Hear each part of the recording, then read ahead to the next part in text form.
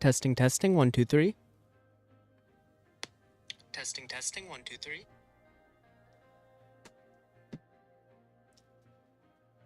I should probably come up with a better opening bit for when I'm testing the audio. Hello, everyone. Welcome back. Today, we're going to be playing Part 5 of the Kingdom of Rizia DLC. So, what happened last time? So we're still working on getting the region of Gilles handed over after Victor made his, big gambit to try and keep it under his territory by evoking some sort of AN emergency act, whatever crap he tried to pull. We also have to worry about the Pales decision. I think we played that about as well as we could have. Have you heard of Slay the Princess? Yes, I want to play that at some point, but currently I'm trying to, my hope is to start streaming 3 times a week, but I'm currently, focusing on getting back on track after my month-long hiatus. What else have we got? Declines bond investment with Sorlin. Right, we don't have the money. Also, I know how Sorlin's economy is going to go because I did that by accident. Whoops. What else? Let's quickly check our notes. Our past reports. Not that one. Turn 4, yeah. Wait, I didn't buy the government bond. That's probably a bug. If anyone could report that, that'd be great. Toxin holes or yep, drinking game with colleagues. Right, we raised our stake in Region Rural Gold because we didn't pass the full amendment to the Workers' Protection Act, or the full act that the Region People's Party wanted. Unfortunately, because we were out of money, I would have if I could have. But without further ado, I think we're in a pretty good spot. So let's continue on. Meditations. Ooh, that's a good name. Intriguing. All right, let's see what we've got. Money situation's better. Energy situation's really good, actually. Oh, the dam! The dam is done, yes! Okay, what else is done? So is the port. So is the gas field. Okay. You know what? I think I'm gonna take a risk. Well, I've taken a lot of risks already. But I think I'm going to actually enact free press. So this is a huge risk because it's going to open up a lot of public discourse. But I think the popularity boost that it'll give me will be really, really good. Yeah, allow free press. So it'll be -3 authority. Wait, can I also increase health and education funding? I can. I do have the authority for it. Or do I want to wait? I might want to wait.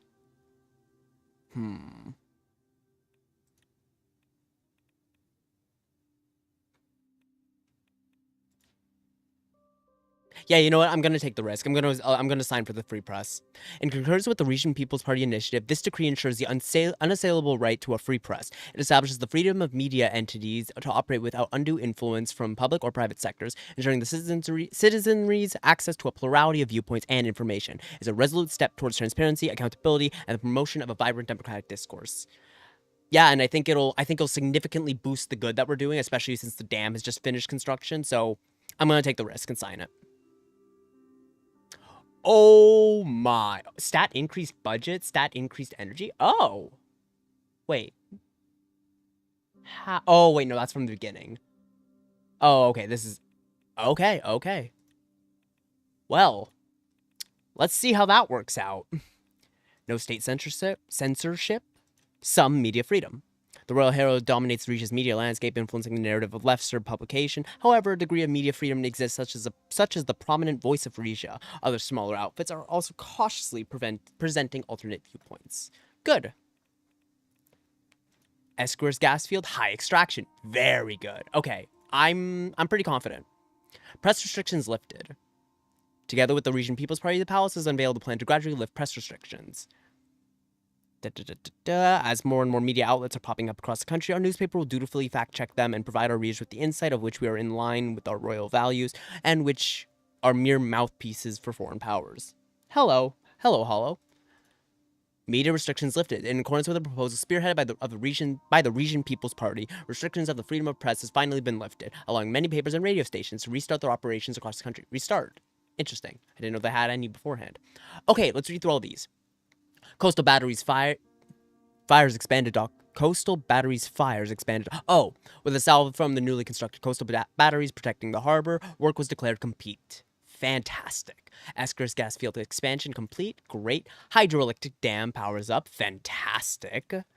Prime Minister Sultana calls emergency MITZ board meeting. Follow up on the and discussion. Morellan Prime Minister Alma Sultana has pushed forward the date of the next stakeholder meeting. Interesting. Okay. Okay. Gas field done. Shipyard expanded. Hydroelectric dam completed. I think we're in a pretty good spot. Oh, right. I also think the free press. Are you getting tired of me telling you you're missing out on content description? No, it's just I've not been able to play it recently. I want to focus on Suzerain, just because I love this game so much. But I do want to get back to Inscription at some point very soon. Again, when I start streaming more often during the week, I will definitely be playing more Inscription. Oh shoot, I forgot to reduce the latency. I'll fix that next time. Anyway, new bilateral agreement discussions with Velen. I think their gambit's going to fail. No one really seemed to support them, which is very good for us. Weakening traditions. Oh, that's not good. That's not good at all. Okay. What time is it? 10:06 for me in Canada. Victor Smolak, president of Velen, has finally agreed to meet with me after several months of silence. Just ahead of my meeting with him, I convened with my council for a briefing. Thank you for all joining us here. He looked around at the table. Vina, Lorento, Lucita, Elena, Sal, and Titus. Lorento, as you have the latest information from Velen's foreign ministry, would you like to begin? What can His Majesty expect today?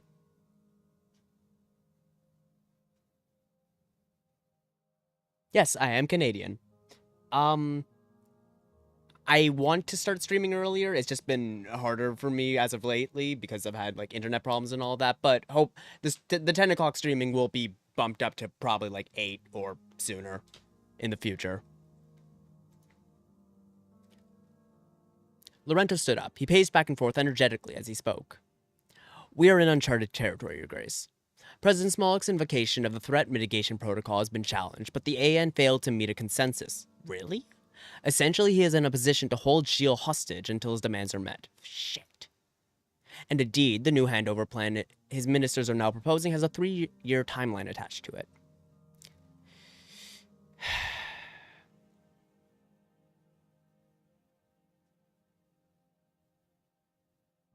Three years. That can't be standard procedure, can it? As I said, this is an unprecedented situation. I believe the AN is satisfied that President Smolak has set a new deadline at all. Really? Seriously, that's ridiculous. And what makes us think that this one will be met when the last one was not? Anger danced in Lucy's eyes. She gestured at the rest of the table. This is our territory. Why are we not setting the agenda? I'm surprised the international community is not challenging an oppressive man like President Smolak. The others looked at her, mild surprise. What of the people living in Geo? Has anyone asked them how they feel about an extra 3 years of Vejek rule? The treasurer smiled wistfully. We may still have the opportunity to set the agenda. Any agreement Velen proposes is bound to have an economic aspect.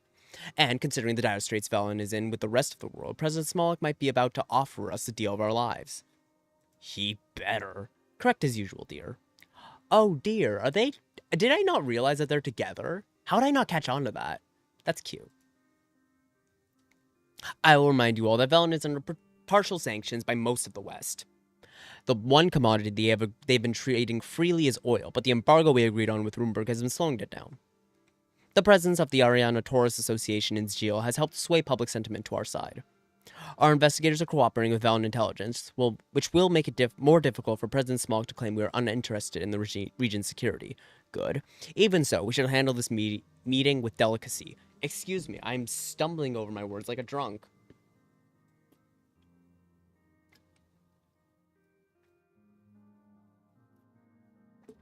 I'm not, for the record. Any aggression on our part can be used against us.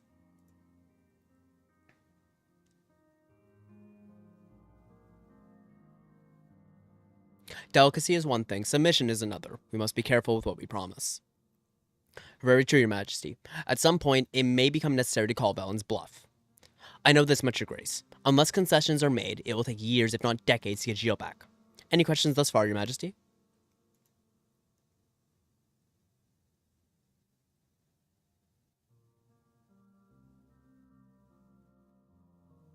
Miss Werner, which resources are we able to bargain with? A good question, Your Majesty. Gold is always an option, especially since we raised our stake in RRG. Although, if you follow through with your support of Morel and its crusade for control of the MEFTIM International Trade Zone, one of our most lucrative sources may soon be off limits. The regulations have also dented our small arms industry, but we can offer Dator rifles. And despite our deal with the swords, we have a small wine surplus that we can sell or trade. We didn't drink it all in Callus, it only felt like we did. Vina grimaced at the reminder while the other counselors chuckled. If we can manage to free up the natural gas in the Aureus field in time, whatever we don't sell to Runeberg will be a tradable asset. But a country as rich as oil, in oil as Velen, won't need much of it. If all else fails, we have a healthy budget, but I'd rather not pay Velen what amounts to ransom money. Captain Gordian, what is the status of our internal investigation? Thank you, sir. We know certain individuals on Suomina's fringes have planned and carried out isolated acts of violence. But there is nothing connecting them to the group's more high-profile members or supporters, Duke Rico Torres, for example. And a set of fingerprints sent by Velen's intelligence did not match any of the members we have on file.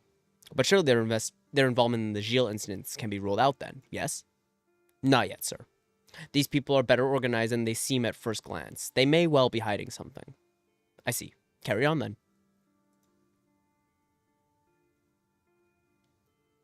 Grand Wiseman Ignatius, do you think that the religious affairs in Velen can have an impact on negotiations? It very well may, Your Majesty. Sel frowned pensively. Our neighbor has long followed the path of austerity, and I do not fault them for it. But in the hands of the current regime, the religion has become a cudgel with which to persecute Velen's Golcondas minority. The Bloods, you mean.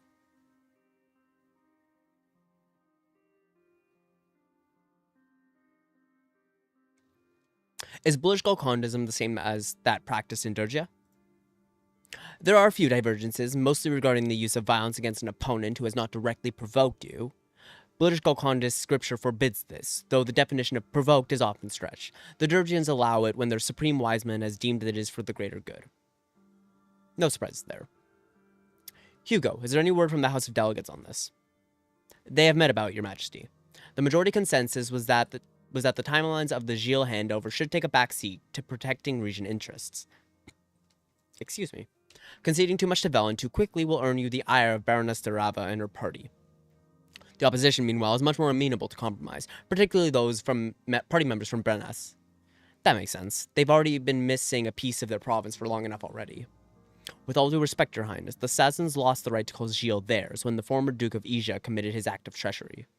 They cannot seriously be expected that they will be reincorporated into Brenas as if nothing happened.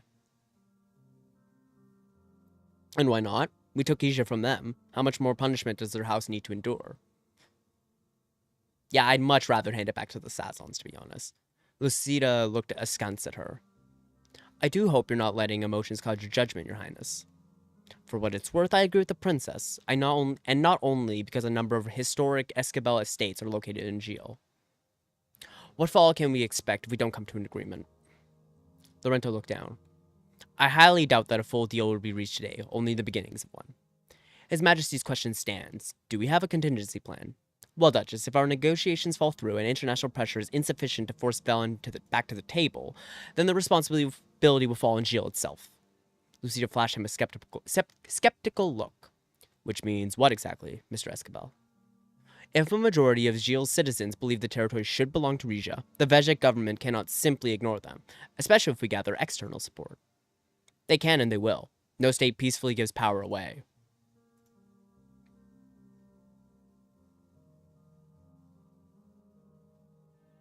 Do we even have a majority? I thought opinion was divided. President Smolak's announcement has already put many undecided citizens into the pro-region column. Ah, good.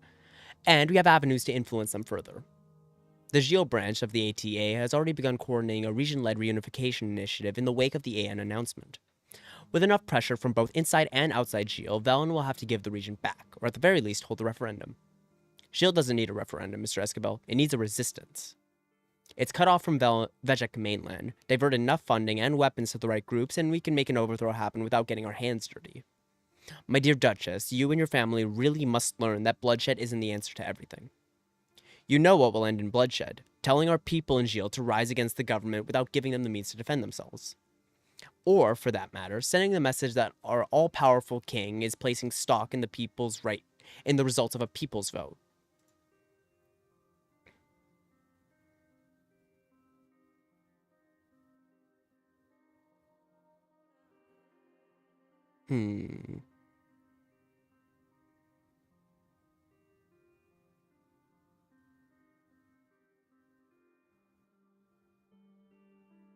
I see your point, but violence should only be used as a last resort. Otherwise, we risk destroying the territory we're trying to gain. Of course, Your Majesty. But if negotiations fail, things could go south quickly. We should be prepared. I'm as brief as I'm going to be. Time to go meet President Smolak. Very good, Your Majesty. He's expecting us in the downstairs diplomatic suite. Good luck, Father. I'm crossing my fingers for results. As am I. Don't forget, there's always a backup plan. We exited the council chamber.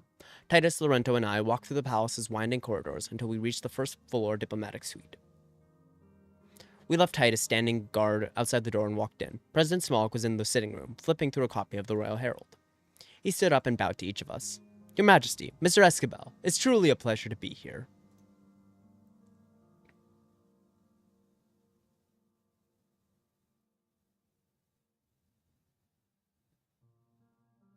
I'm sorry we don't have carpets. I know it's traditional among your people. Don't be sorry. We're not among my people, are we?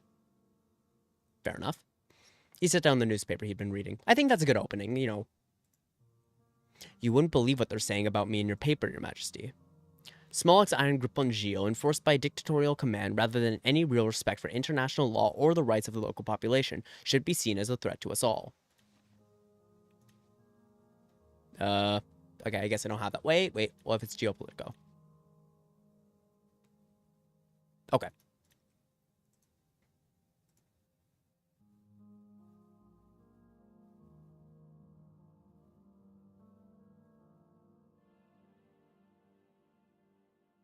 I can't control what the region press says about you, no more than I can control what it says about me.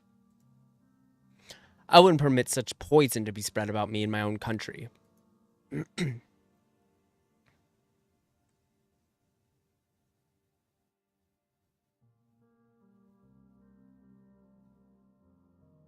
Ah, he's referencing the fact that I opened the press. Okay. I don't want to say this because he's a dictator. He'll just disagree. Global society? I don't think that's helpful here. I had my misgivings about it as well, but nothing's really changed. I just gave a few dissenters the opportunity to vent their spleens. I don't actually agree with that, but I think it's the best move here. That's how it starts. But give them enough time and they'll fill the public's head with malicious lies. But what do I know? I don't have to worry about such things because my people love me. He grinned. Laurento jumped in smoothly. The meeting room should be ready now. Shall we proceed? He led us into the next room over, where a set of blue upholstered armchairs were arranged around a circular table. The three of us had a seat. A palisade came by with water and coffee. Now that you're here, Mr. Smolak, can you explain in greater detail why you decided to postpone the Gilles handover? Smolak took a sip of water. He slowly wiped his mustache. It is simple, Mr. Escabel. Gilles is now home to several million citizens of Vejek origin. Under the terms of the treaty of our predecessors signed, they were to have the right to stay and work in the region. But the Gilles attack made it clear that those terms would not be respected without the protection of my government. I fear further violence will come to those who stay.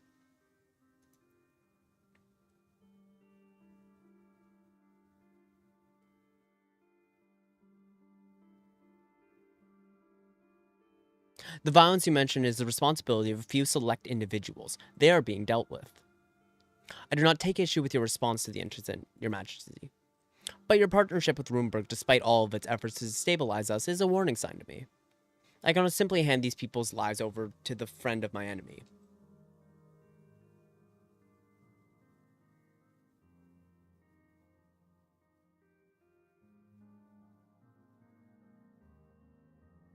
Ooh.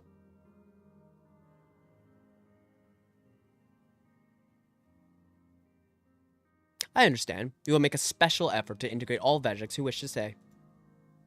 Laurento nodded. Rizia takes Velen's concern very seriously, and we are ready to take all available measures to ensure the security of your people once the region is back in Rizia's hands. That is comforting to know, Mr. Escabel.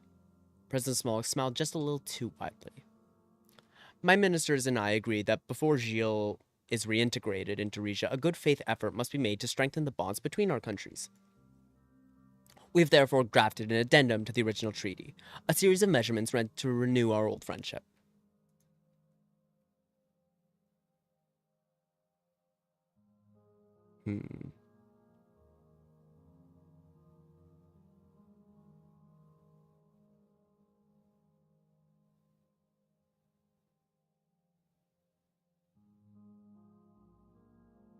I agree that closer cultural and economic ties could benefit both of our nations. They would indeed. After all, how well can Rumburg look after you when you're so far away from each other? Lorenzo pulled a folder out of his briefcase and opened it on the table. Mr. President, we received the draft from your ministers, but the terms were extremely vague. You're asking for a trade deal, a bilateral migration agreement, and a counter-terrorism cooperation pact. Tell me more about this trade deal, President Smollett. Very gladly, Your Majesty. As you may know, Velen has found itself with an oil surplus due to decreased demand from Rumburg and other monarchies. Meanwhile, we are worried about the impact the loss of Gilles will have on our economy. We will need a way to stabilize our currency. We therefore propose a straightforward exchange of Vejik oil for Regent gold, at what I am sure you'll agree is a very favorable rate. 6 barrels for every ounce, to be exact.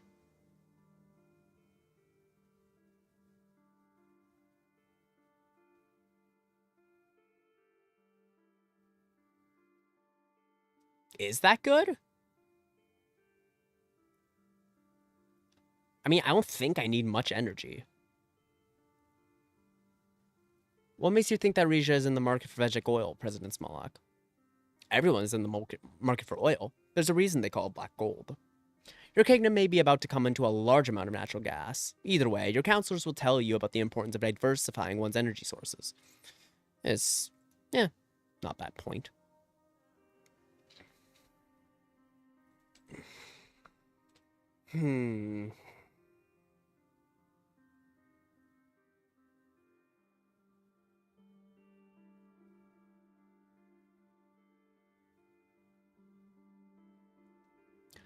Your republic is not known for its stability. How can you guarantee that you'll be a reliable trading partner? As long as I am the president of Velen, the oil will keep flowing. That much I can promise you. But of course, there are ways that Rizia can help Velen remain stable, as we will discuss. As for your gold, I know better than to question its quality. But I have concerns about the consistency of your supply. Excuse me.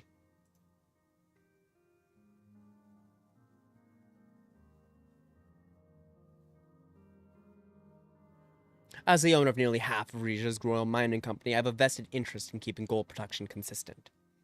Perhaps you do, but will you be able to keep Morella from nationalizing the MITZ and taking over your mines? President Smollett, please rest assured that we will not promise you an amount of gold we are unable to deliver.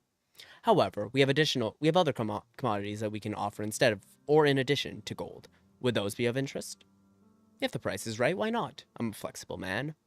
With a grin, he held his arm up and bent his wrist nearly all the way backwards. Laurento smiled patiently.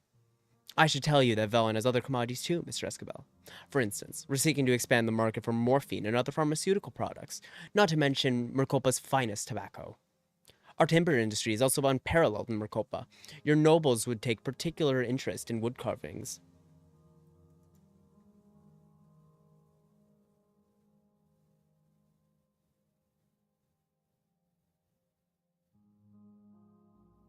The Queen Mother always spoke highly of Vejik tobacco. She's right, your mother. A puff of Arkisha and a sip of your wine? I can't think of a more delightful combination. I know shops in Asia, little Raklovitz quarter that sell Kisha under the table. They can't restock it fast enough. You see, Velen is not only an oil country, just as Riga is not only a gold one. There is plenty we can offer each other. Okay, this is so far going okay. Again, I don't really want to give them very much, but If it smooths over the handing over of Gilles, I'm willing to make a few concessions. Is the bilateral migration agreement what it sounds like? I believe so. We're asking for complete freedom of movement between Velen and Rizia. I don't see a problem with that. It is also our wish that Vejeks residing in this country enjoy the same rights as native-born regions. I'm also fine with that.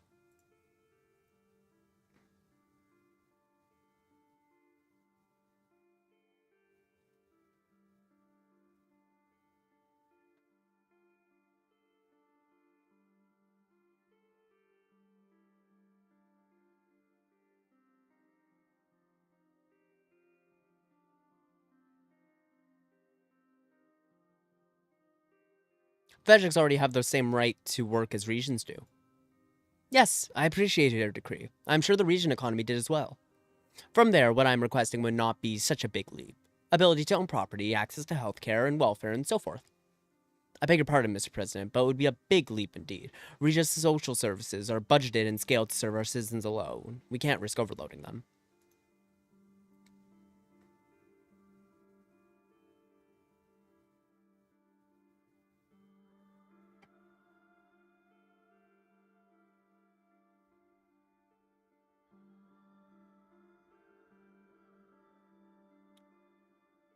Yeah, I honestly think the economic benefits of integrating the countries would be better.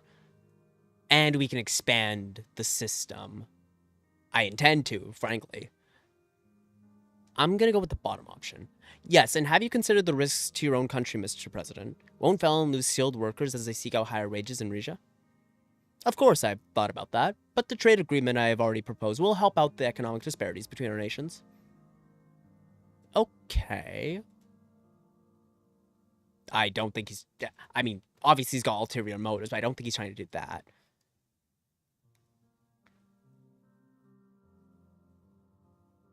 Velen does have a lot of untapped potential. With the right path of development, it could be restored to the glory days of the 1920s.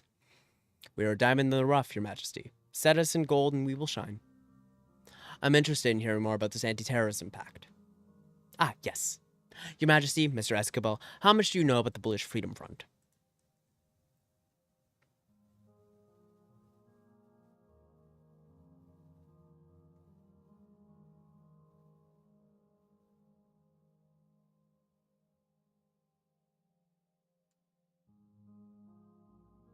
They were founded in protest of Tarkinsol's policies in Swortland. They've been active around the border between your countries. He shook his head. I guess that wasn't the right response. Okay. That may have been how they started, but the threat they pose is not limited to that one small region. And they are not acting alone. Their so-called fight for peace is, in reality, a mass destabilization effort funded by the West. Okay, this is very interesting, because he's lying. But every good lie requires a small nugget of truth. And that small nugget of truth is, yeah, the West is absolutely taking the British Freedom Front as an opportunity to destabilize Velen, to exploit it for resources even further. However, that does not mean the British Freedom Front's concerns are just air. Like, Velen is actively suppressing its British population. Swordland, at least under Tarkinsol, was actively suppressing its British population for no reason other than they were the minority of the group, and fascists have a vested interest in pinning the blame on a minority group to, create a scapegoat for their crimes and for rallying the people around a common enemy.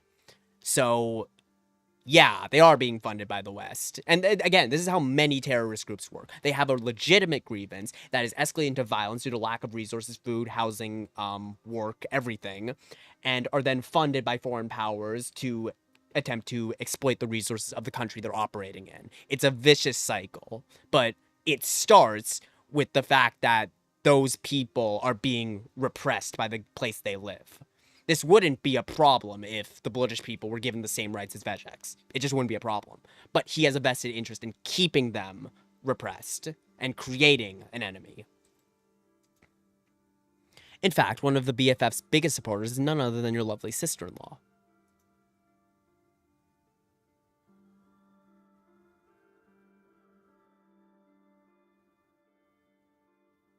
I have no knowledge of what the Kingdom of Rumburg does or doesn't do in Velen. Then perhaps you should ask Her Excellency to fill you in the next time you sit down for tea. President Smolak, I am aware that the BFF has not gone completely inactive since the retirement of Talcrin's Soul, and that they may in fact be gathering their strength. But you have not made it clear what you want from Rizia. Patience, Mr. Escabel. You may be aware that most Bloods are followers of the Vrishist sect called Golkondism.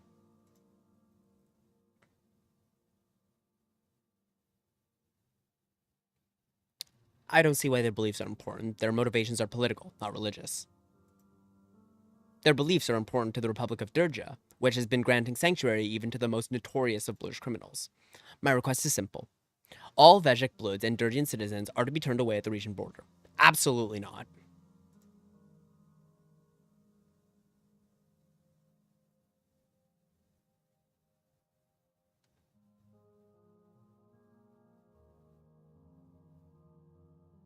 Mr. President, I can't ban people from my country based on their religion.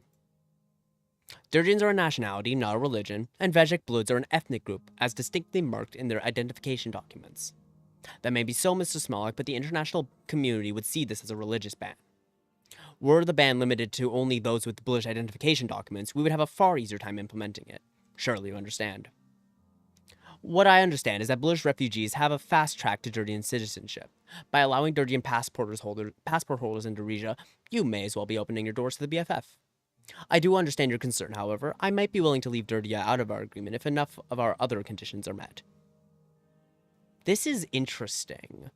This is definitely the most complex trade deal I've seen in this game so far. This is very, very interesting.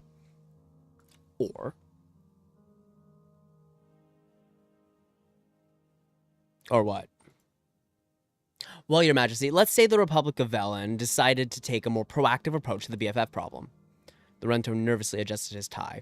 If your kingdom promised to aid us in that, it would, of course, be more valuable than any form of border control. Oh, I don't like that. What kind of aid would be required? It sounds as if the president of Velen is asking for the intervention of the region military. Nothing so vulgar, Mr. Escabel. It is our long-term goal to drive the insurgents out of their strongholds in the north of our country. Once that happens, we suspect some will flee south towards Gil. And in that case, we would be most grateful if the region navy prevented them from reaching their destination. You are asking too much of my country, President Smolak. Then I'm happy to discuss our other terms. The Renter took one last glance at his folder, then looked up at us both. I believe we've covered everything, gentlemen.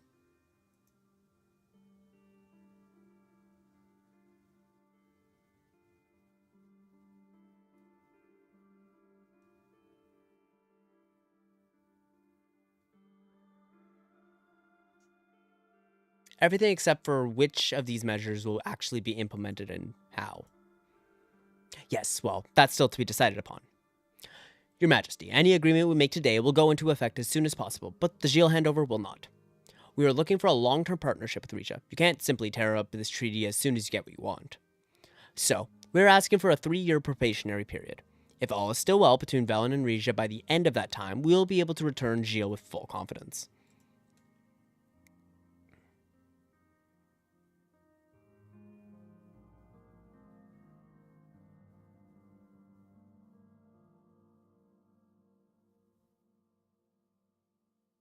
When will it end? How can I be sure the 3 years won't turn into 10? Don't worry, Your Majesty. As long as the terms are met, the handover will proceed as planned. Lorenzo finished jotting something down in his notepad. Thank you for your explanations, Mr. Smolak. This has been very informative. Would you mind waiting in the sitting room while His Majesty and I decide on Rizia's half of the agreement? It would be my pleasure. Smolak exited the room backwards, bowing as he did so. Well, quite a lot to think about, Your Majesty. I have the draft documents right here, if you're ready. I have a few more questions, if you please. Naturally, Your Majesty.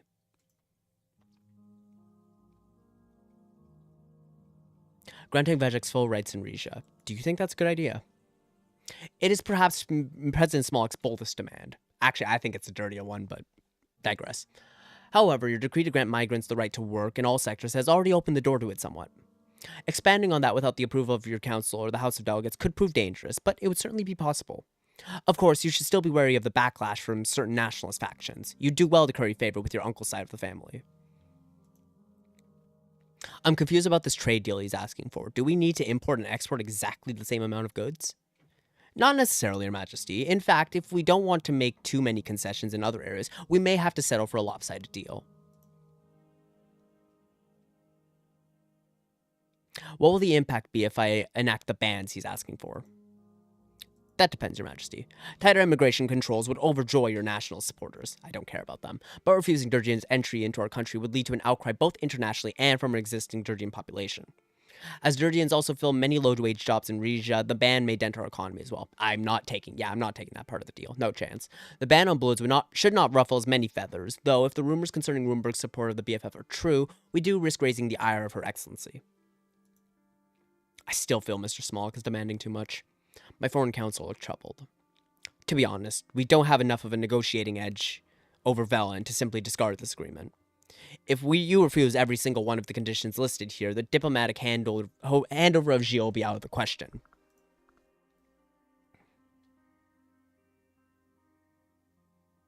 In other words, we'll have to resort to one of those contingency plans we discussed earlier. I suppose so. I must warn you, those could end up costing us far more than a few trade and border concessions. Thank you, Mr. Esquivel. Let's have a look at the draft. With pleasure, Your Majesty.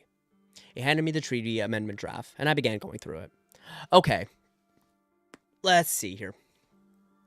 Amendment to the Gilles Agreement of 1927. The Gilles Agreement is being renegotiated, to strengthen the economic, cultural, and political ties between the nations of Velen and Rizia.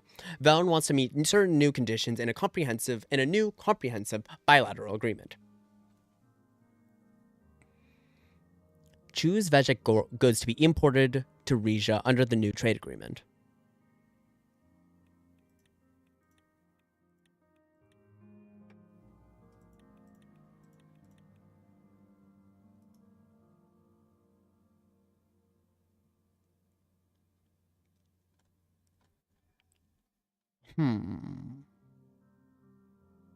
Selling tobacco for wine could be good.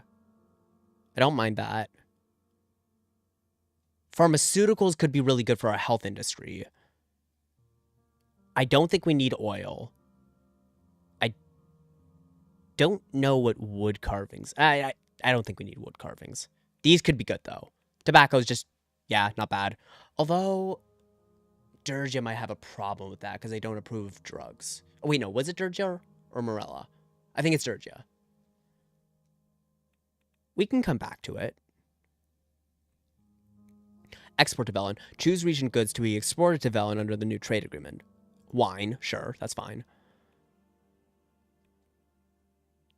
We could send them natural gas.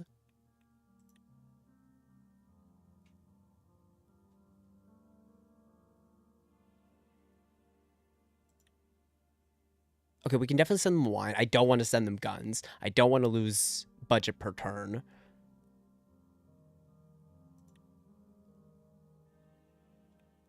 -2 energy per turn. That's not bad, to be honest. That's not bad at all, especially with the dam now functioning.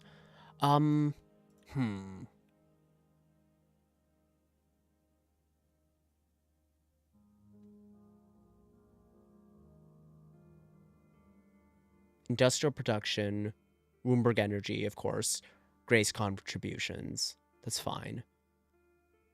Esker's gas field, Esker's expansion, hydro dam. Okay. We can go over this again. Velen is asking for Rizia to promise future aid against the British Freedom Front, specifically by sending ships to the Strait of Karelik to eliminate the possibility of BFF insurgents fleeing southwards. I'm not helping them with that. No chance.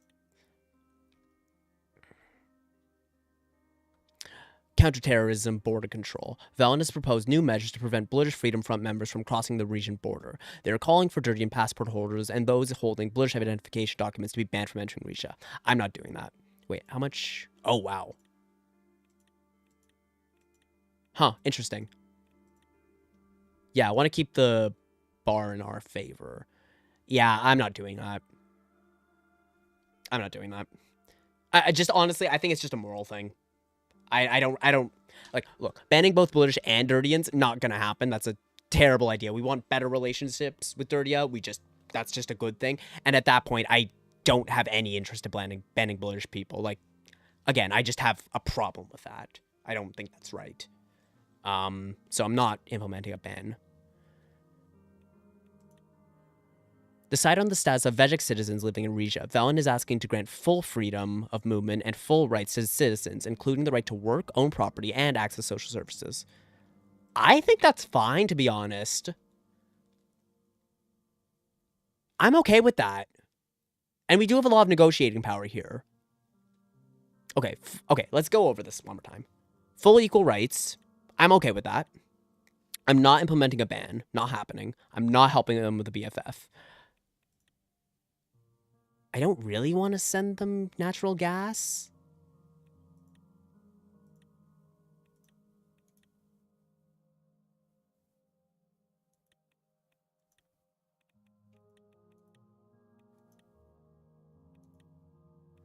What if I take everything but also send them natural gas? Okay, that evens it out.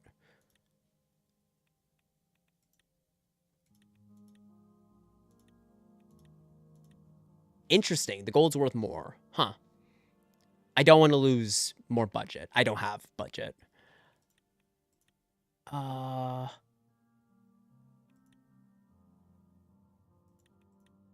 Yeah, leave oil out of it, I think.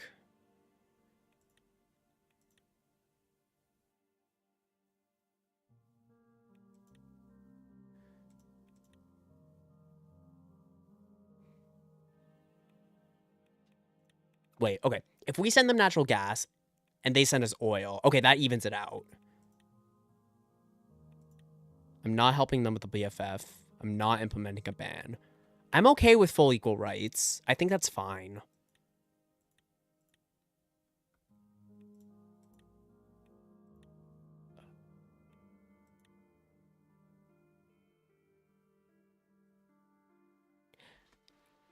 Yeah, does timber and wood carvings give us anything?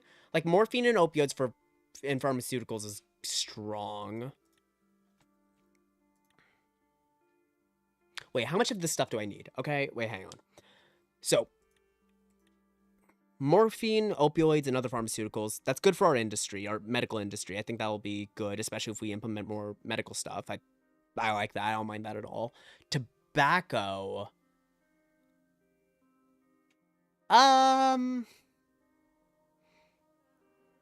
Do we need tobacco? I don't know what we need tobacco for.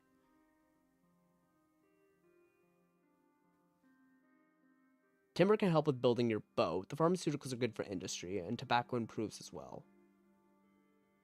Okay. Wait, sorry, could you elaborate on the boat, Jackson? What boat?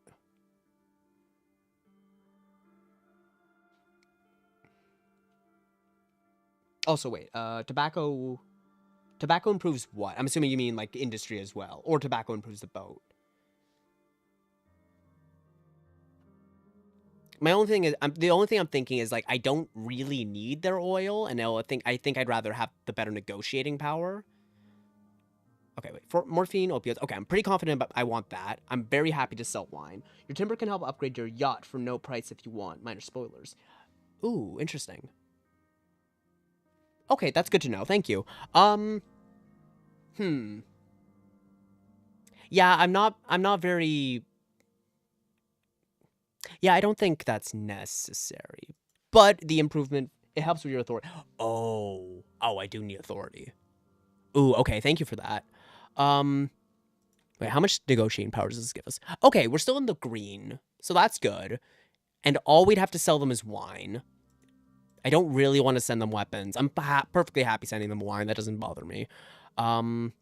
Natural gas, 2 energy per turn is a lot, especially since we don't have that much.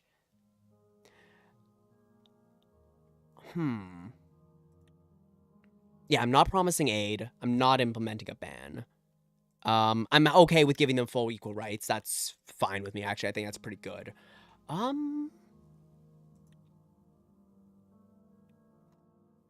I think this seems like a good deal.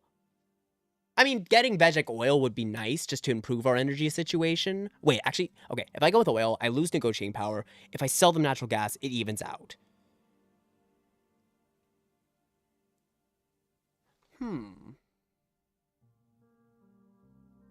No, no. I want to keep the gas in-house.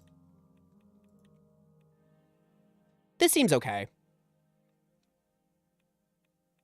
Yeah, thank you for the tip on authority, because like I'm struggling with authority really badly. So that's very helpful. So yeah, morphine for health industries, tobacco for improvement on the industry and the yacht, timber, furniture, wood carvings. Yeah, very nice very nice to help the royal family out actually. Because again, authority has been an issue. Selling them wine since we have a surplus is really good. Gold I don't want to do because we're low on budget. Natural gas I don't want to do because we want to keep the energy to supplement the lack of money. I don't want to send Velen weapons. Because we're not actually making any weapons. Wait a minute. Does small? Ooh, wait. Does support vehicles count as small arms? I actually don't know. But also, I don't want to strengthen their military very much. So selling them wine is good. Not promising aid. Yeah. Not implementing a ban. Full equal rights for Vegek citizens. And we still have a bit of negotiating power.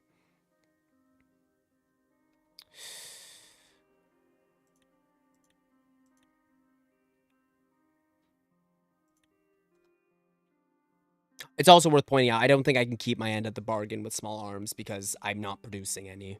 I'm only producing a support equipment. Or sorry, I'm only going to be able to produce support equipment.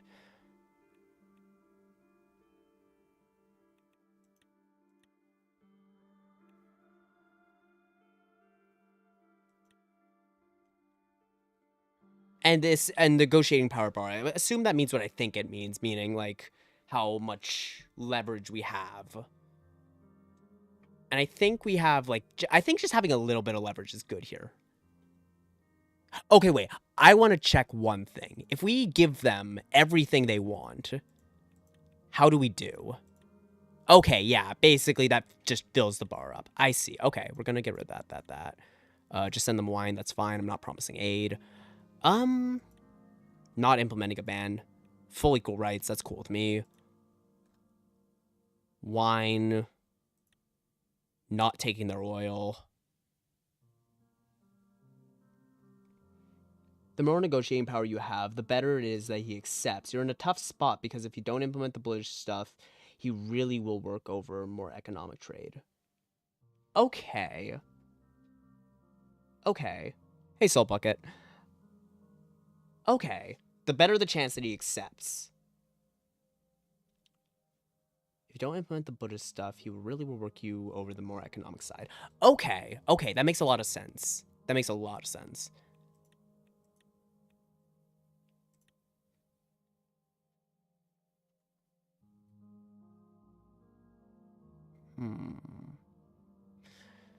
Interesting. Yeah, I definitely don't want to help him with the British Freedom Front. I don't want to implement a ban, but I'm okay with full equal rights. I'm sorry, I'm just repeating myself. How about gold? He is okay with the gold. Okay. I'm assuming.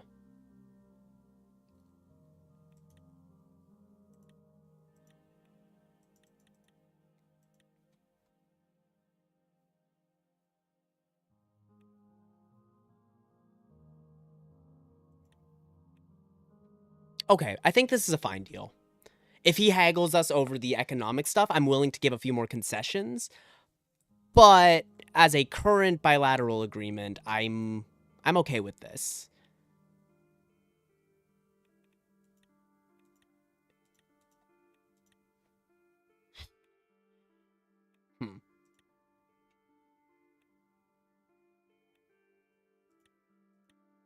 Okay. Okay. If it comes to it, I still think we have leverage over the international community. Because they're not really supporting Velen in this. So I think we can get the Gilles handover. I think we'd be able to get the handover over with the strength of the international community, because I think we've been pretty amicable and they've been pretty shit, to put it bluntly. So I'm okay with this. Are you sure about your decisions? I'm not, but let's go for it. Laurento noted each decision I made in the margins of the document. When we had finished going through everything, he sat back and raised an eyebrow. Something to keep in mind for the long game is, depending on the deal, he'll be less likely to help with the handover, but you've got a good international support. Okay, thank you for the advice. I really appreciate it. That helps a lot. It's good to know what kind of situation we're in. It's a tough spot, and this is definitely a very interesting trade deal. The original game didn't have anything like this, so I'm really enjoying this. He sat back and raised an eyebrow. Very bold, Your Majesty. I hope Velen will accept it. He asked an aide to call Smolak back into the room. The president of Velen wiped Rosetta crumbs off his mustache as he entered. What a delicious tart your people have invented. Now imagine it with a crust made of sort of strudel pastry.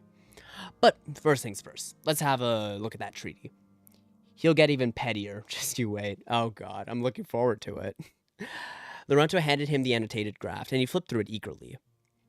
As he reached the end, his eyes narrowed. Okay. I see. I was not aware that the King of Rizia took me for a simpleton. Okay, off to a bad start.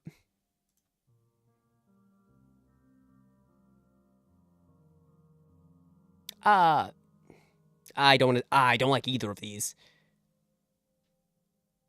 Let's try to behave like gentlemen, Mr. Smolak. Lashing out will not solve anything. Neither will making a mockery of my fine proposal. That was the least bad decision. That was the least bad response, by the way. You're not even agreeing to send us gold, the commodity we need the most. You're content to watch us suffer alone in our fight against the British Freedom Front. To me, your unwillingness to cooperate shows that you cannot be trusted to resume governance of Gilles.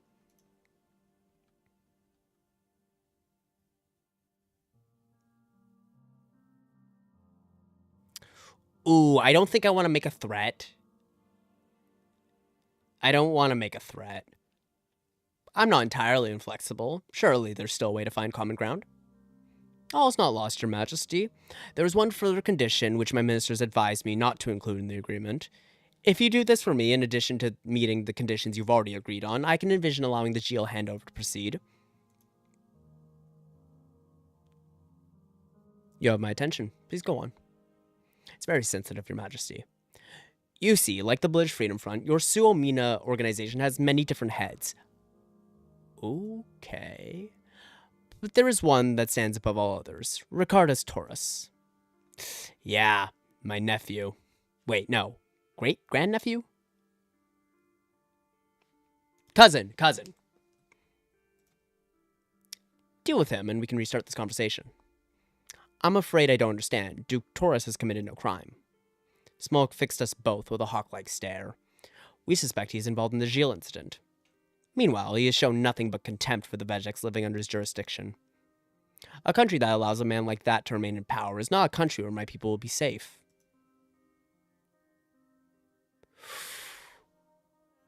Ooh.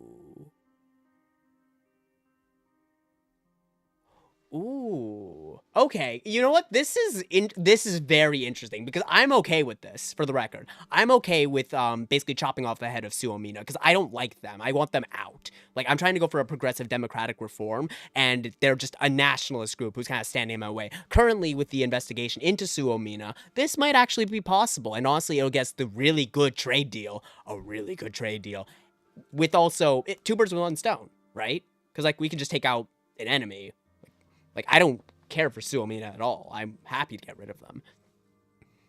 Switch here, it's kind of talk from you. No. Just can't get rid of him. What do you mean by deal with him? It's simply not enough to not... It's not enough simply to not support him. He must be stripped of his power.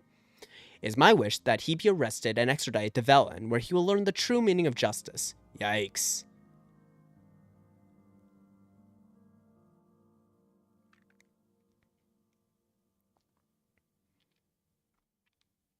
I'd like to get him out of the way as well, but we need to be strategic about it. Laurento looked askance at me. Mr. Smolak, I understand your concerns about Duke Taurus, but to turn him over to your country would require a trial and conviction, followed by lengthy legal proceedings. That would be your problem to solve, Mr. Escobar, not mine.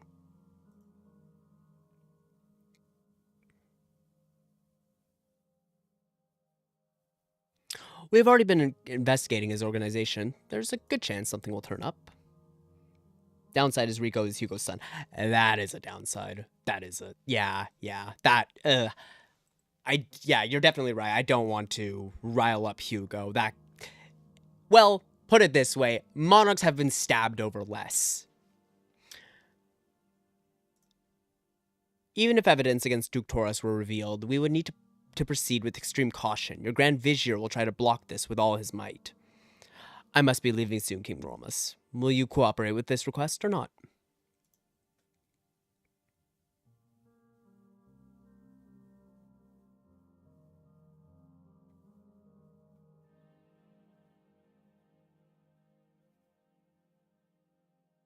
Okay. I'll add Rico to my list of promises, but there had better be no demands after this one. Smolik stared at me imperiously for a few seconds, then broke into a wide smile. Fantastic, Your Majesty. I knew you'd come through in the end. We will leave your cousin out of the official treaty, of course. It'll just be between us. I wish I had time to celebrate, but Varklovitz awaits. Next time you visit us, we will smoke Kisha together. You'll discover what you're missing out on. Sounds like a plan, Mr. President. Laurento rose from his seat. An aide will show you out while we finish up in here, Mr. Smolik. Thanks again for your time. Thank you, Mr. Esquivel, and you, of course, King Romus. Have a safe trip back, Mr. President. I will. Velen is not so far away, after all. We accompanied Smolik to the door of the suite. He bowed one last time as an aide ushered him down the hall towards the exit. Laurento and I looked at each other for a couple long moments. We have quite the task before us, don't we? But I'm confident we'll rise to the challenge.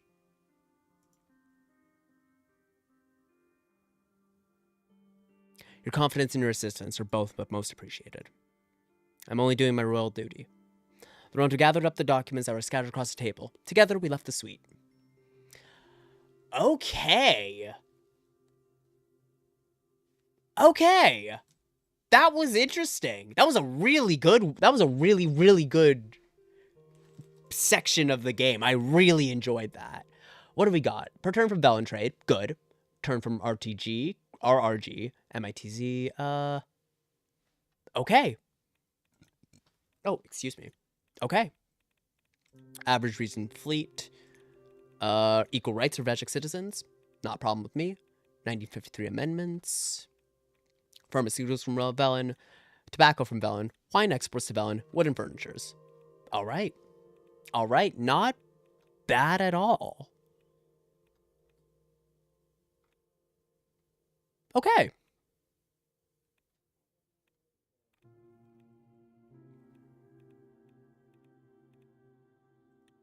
I do want to increase the this what oh my god. And health and education funding. Yes.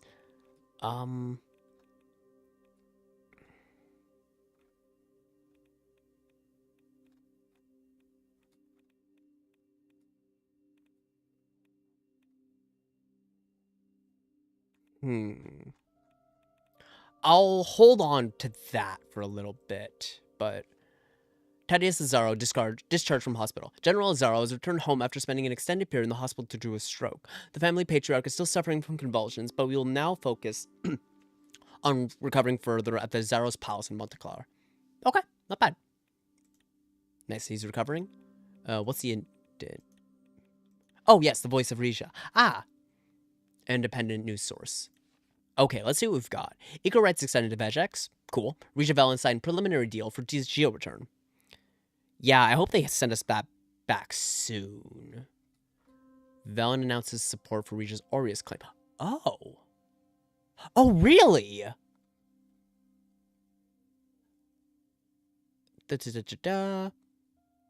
And the wealth of resources concentrated in Geo. We remain skeptical that this new appointment will be honored. I guess 3 years isn't great, but... Oh, a decision to fund resistance movements in Geo. Let's see. We have the option to fund resistance movements in the Geo region. These could help increase pressure on the Vegek government to return Geo to Rizia, but they could also destabilize the area, further justifying Velen's decision to hold onto it for national security reasons. Okay, we can either begin funding the Geo branch of the Suomina, Not what I want to do. Violent, 1 budget, 250 military equipment. Fund both, 2 budget, 250 military equipment. Or increase funding to the Ariana Tourist Association. Peaceful, increases our soft power in the region. I'm perfectly happy with that. Let's do it. I'm not funding Suomina. I want to get rid of them. Republic of Velen, friendly. That's nice. Grand Duchy of Pale. Oh, friendly. Diplomatic mission strengthened. Huh. Okay. Cool. That's really nice. Growing region movement. Great.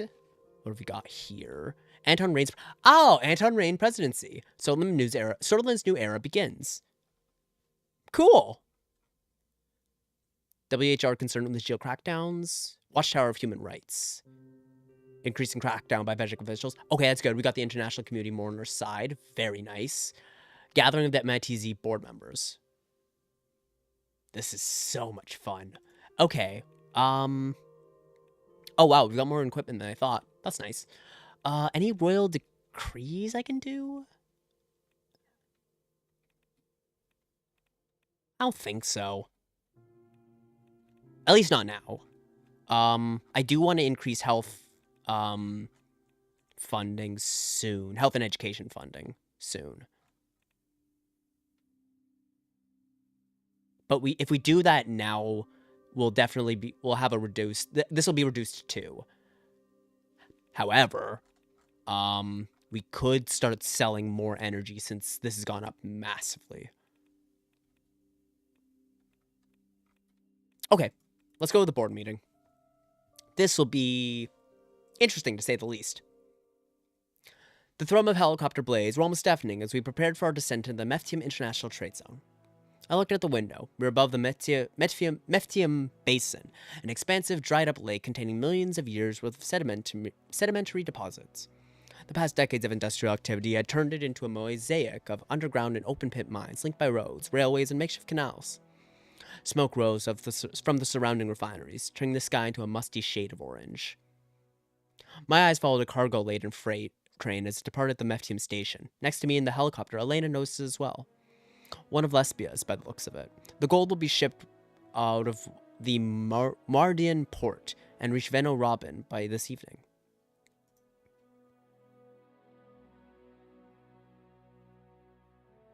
The birthplace of lesbian protectionism, relying on international partnerships for gold imports. Tell me how that squares up. You're absolutely right, Your Majesty. Lesbian economic theory does favor domestic production over foreign imports. But they make an exception for resources like gold and gas, especially when lesbian companies have a hand in their extraction. I recall you took a rather pro-Morella stance at the Alliance of Nations section. Are you still leaning in that direction?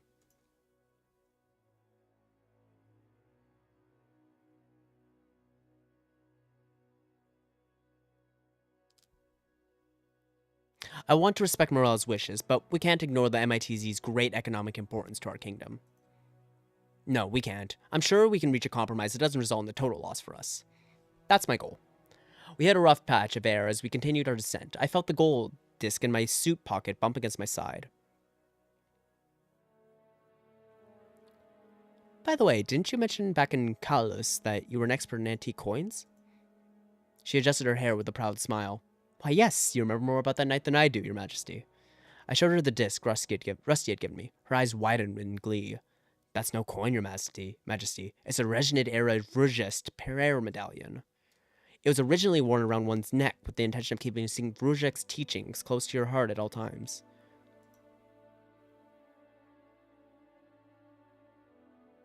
Sounds like it could also be helpful in warding off an assassination attempt. I wouldn't rely on an assassin to be such a good marksman to hit that thing. We gently touched down on the helipad of the Cooperation Center. Is that foreshadowing? Sounds like foreshadowing. We gently touched down on the helipad of the Cooperation Center, where the building where ITZ board meetings and other diplomatic functions were held. We were immediately met by a large security retinue and ushered inside to the reception hall, where the welcome ceremony was to take place. Almost Sultana greeted us by the entrance. A security staff member showed Elena to her seat, while I followed the Morellan Prime Minister to the front of the hall. Thank you for coming, Mr. Torres. Prime Minister Sultana, a pleasure to see you again. And you. I hope you've been well since our encounter at the AN. I was glad to hear you were able to reach an understanding with Velen. It gives me hopes for today's talks.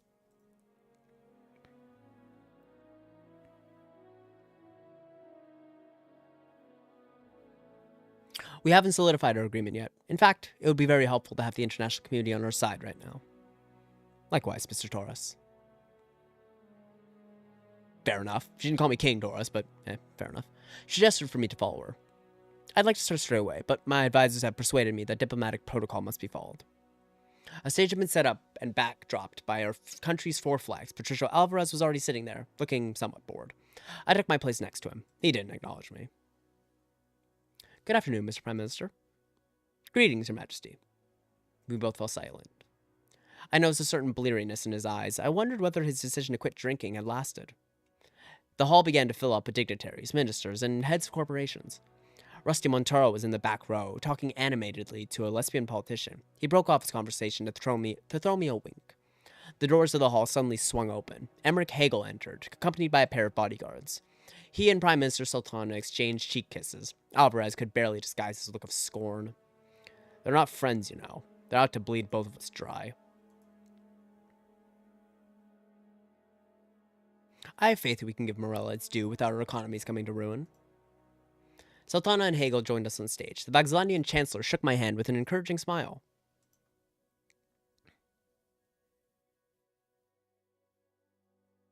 Good to see you, Chancellor. Actually, I was hoping we could speak in private later. That very much depends, Mr. Taurus. The 4 of us posed for photographs. A Morella national anthem was played. Then those of Vaxland, Rizia, and finally Lesbia. That shows who takes priority, doesn't it? It's just a ceremony, Mr. Alvarez. Don't read too much into it.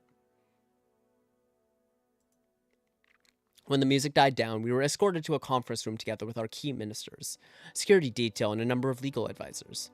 Once we were seated, Prime Minister Sultana spoke. Thank you for carving time out of your schedules to join me today, gentlemen. She looked around the table at each of us. Over 35 years ago, our country signed an agreement regarding the sharing of resources in the Meftian Basin. At that time, Morella was capable neither of exploring the full potential of the gold located here, nor of fending off raids from our Dirtian neighbors. It was only with the cooperation of Rizia, Vaxland, and Lesbia that the international trade zone could today become a thriving industrial center. However, our predecessors failed to recognize the social and moral responsibility that comes with such an economic endeavor, and Morella paid the price.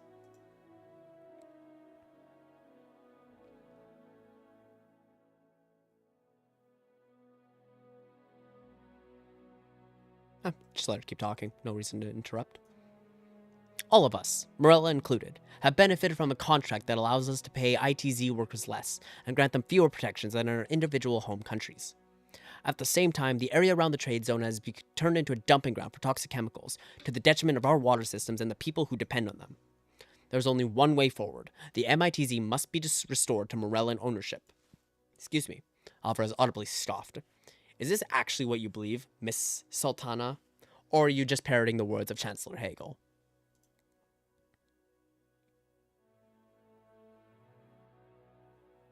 Please calm down, Mr. Alvarez. You may disagree with the Morellan Prime Minister, but that doesn't give you a right to belittle her. You're right, of course. But my question still stands. The current cooperation between Morella and Vaxland is based on mutual respect. There is no string pulling.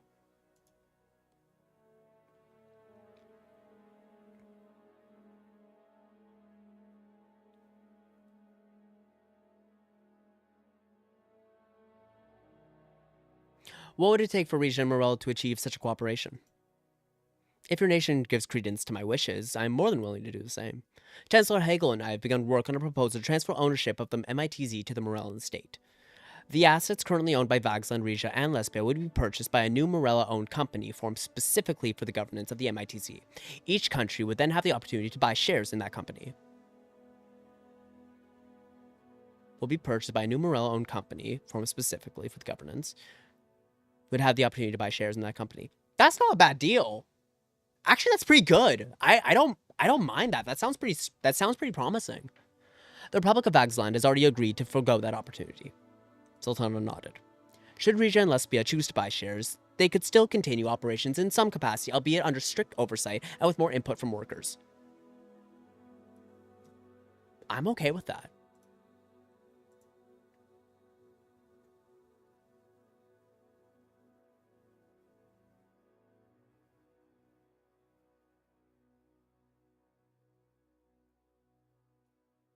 You must understand that I have Ria's own interest to think about. If I am agreed to such a proposal, I have to know that our economy will remain stable. It is not my goal to bankrupt any of you. We're willing to make individual agreements with each stakeholder to offset any economic damage done by nationalization. I'm a bit nervous about it being a Morella-owned company rather than a, like a joint thing. Wait, actually, would it be Morella-owned? Morella-owned, yes, okay. Yeah, that concerns me a little bit because that gives them a lot more bargaining power, but I don't think that's necessarily a bad idea. Should we vote to proceed with a proposal, I will solicit each of your input. And if we vote not to proceed, what then? Then we will have to go back to the drawing board. In the case of a split decision, we would have to renegotiate the initial ITZ agreement until a way forward is found. But Morella will no longer accept the status quo. Nor will Vagsland. Well, Lesbia stands firm in our conviction that the ownership of the MITZ should not change. If His Majesty knows what's good for his kingdom, he'll agree with me. Everyone seated at the table turned to look at me. Alana cleared her throat. Are you ready for the vote, Your Majesty? It's definitely great for the workers, haha. Yeah, definitely.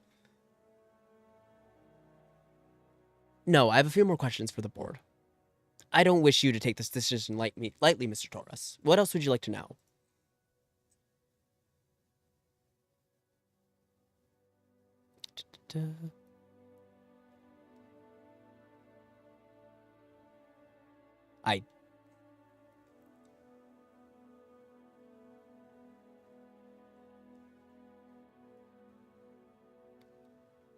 I'm sorry, Prime Minister Sultana, but I still don't see how the benefits of nationalization outweigh the drawbacks, especially where Rizia is concerned.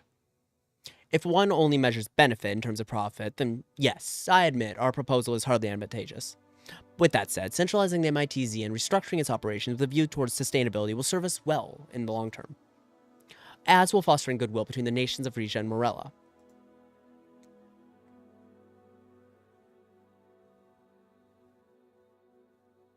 I agree that a stronger bond between our nations would be a benefit of its own. We are historical allies. I see no reason why we cannot renew our bond. Hegel looked disgruntled. Morella is only now embracing its full potential, Miss Sultana. Saddling yourself to a monarchy will only make you weaker. Rizia has treated us with respect thus far. I owe King Romas the same. Oh! She changed it to King Romas instead of Mr. Romas. That's nice. That's very sweet.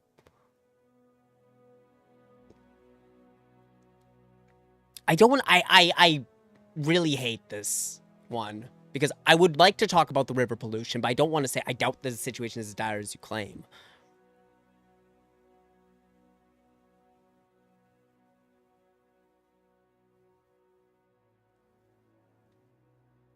Let's talk about the river pollution. I doubt the situation is as dire as you claim. I do think it's as dire as they claim, but alas, you were mistaken, Mr. Torres, which is why I didn't want to say that. What the fuck? Anyway, at the beginning of the ITZ operations, companies like your region Royal Gold were allowing their wastewater to drain directly into Arufeld River. Techniques have been refined since then, but the damage has lingered. Toxic chemicals still continue to leach into the river's watershed and are slowly poisoning the surrounding communities. I might add that the river empties into the Gulf of Murdia, which is bordered by Rizia, Durdia, and Velen, as well as my country.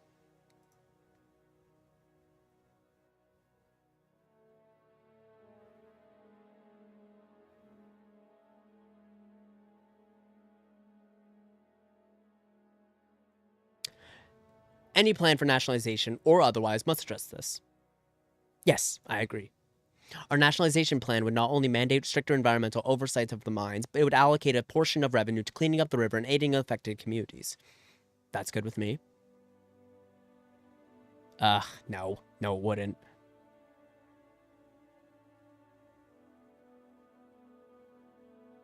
That's encouraging to hear. I look forward to discussing the specifics. We'll have a more in-depth discussion soon after the vote is concluded. I still want to know why Vagzan only supporting nationalization now. Why didn't you hand your ITZ stake back to Morella after the revolution? A valid question, Mr. Torres. Vagzan's socialist values indeed took a backseat to economic stability in the early years of our republic. But more importantly, the prior leaders of Morella could not be trusted to manage the MITZ with compassion and consideration. Giving away our stake then would have done more harm than good.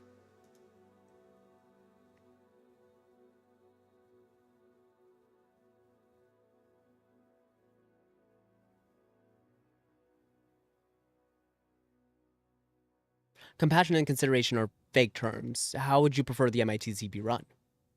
I trust Miss Sultana's coalition to develop a system in which the miners themselves have a greater say in operations. Okay. I'm prepared to help them develop it. I'm prepared to help them develop it myself, if necessary.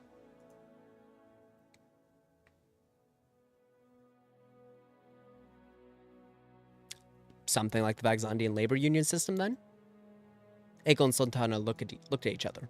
I believe so. The successes of Vagzandian labor union federations in the agriculture and manufacturing industries speak for themselves. We will have to discuss that. Of course, unionization would be in the best interest of the workers, but we will need to maintain operational consistency, especially at the beginning of the transition.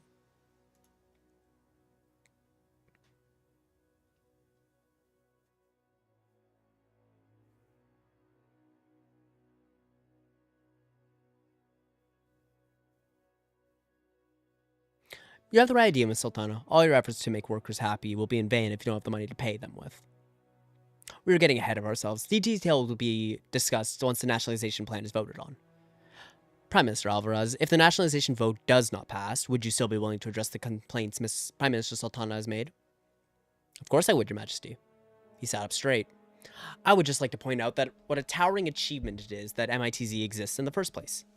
Sorry, trying to fix my mic a little bit. There we go.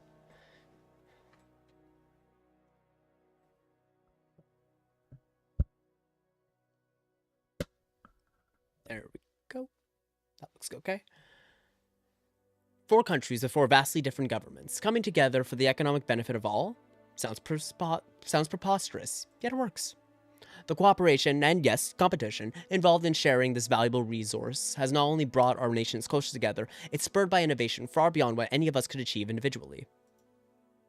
We could harness that same spirit to address the very valid concerns Ms. Sultana has brought up about the environment and human rights. He shrugged. Or we could throw all of that away, scare off investors, and put God knows how many people out of work because, why exactly? Score a few points with our Eastern comrades?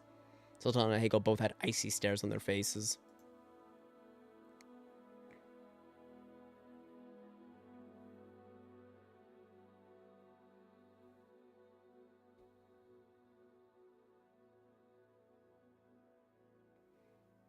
You're doing Morella a disservice by resorting to such gross oversimplification. But not an inaccurate one, right, Your Majesty? Yes, it is inaccurate. What the fuck are you on about?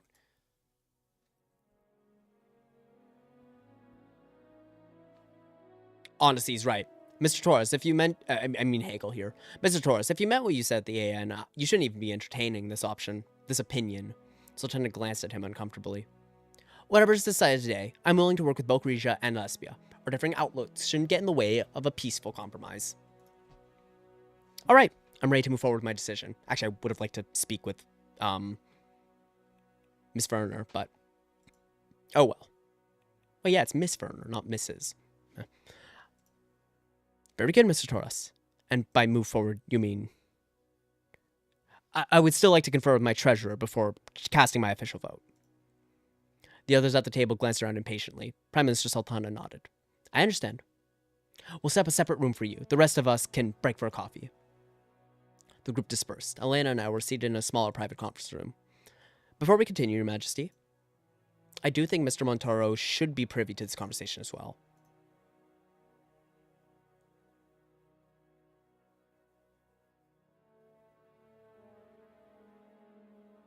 I don't see the need. Don't we already know what he's going to say? Well, yes, but he certainly wouldn't appreciate being left out of this discussion. We do operate our part of the MITZ using equipment and contracts for the regional gold, after all.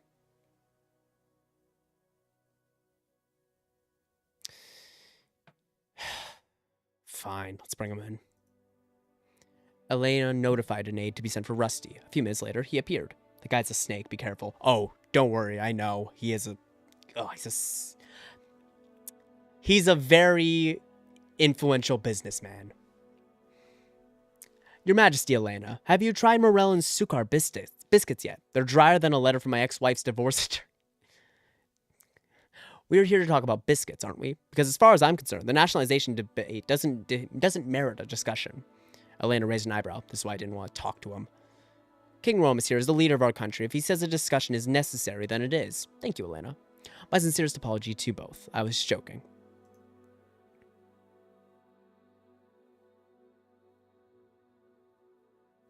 This is not a topic to approach lightly, Rusty. I'll thank you to take it more seriously.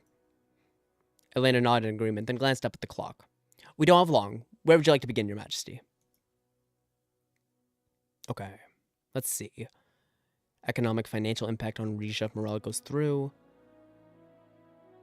What was the Region Royal Gold's role in the labor? Yeah, what was Region Royal Gold's role in the labor environmental violations that occurred in the MITZ? Rusty's mouth dropped open. Violations? Is that what they're saying? First of all, I'll remind you that Region Royal Gold never made our own decisions in the MITZ. We only acted on behalf of those whoever wore the crown. All we ever did was follow the rules. What incentive would we possibly have for going above and beyond?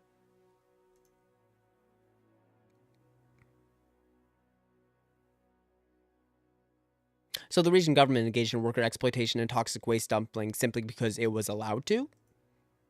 Because Lesbia and Morella were doing it too, and Vagsline, for many more years than Comrade Hagel is willing to admit. Might I remind you that if Rizia hadn't been able to keep our gold prices competitive, Runeberg would never have reached out to us about an alliance. The economy never would have recovered from 26, the populace would have still be sore at the monarchy, and the dearly departed Princess Elena would never have laid her hand on your royal scepter. Elena looked appalled. For das sake, Rusty, be respectful to your king. What I mean to say is, you're welcome, Your Majesty.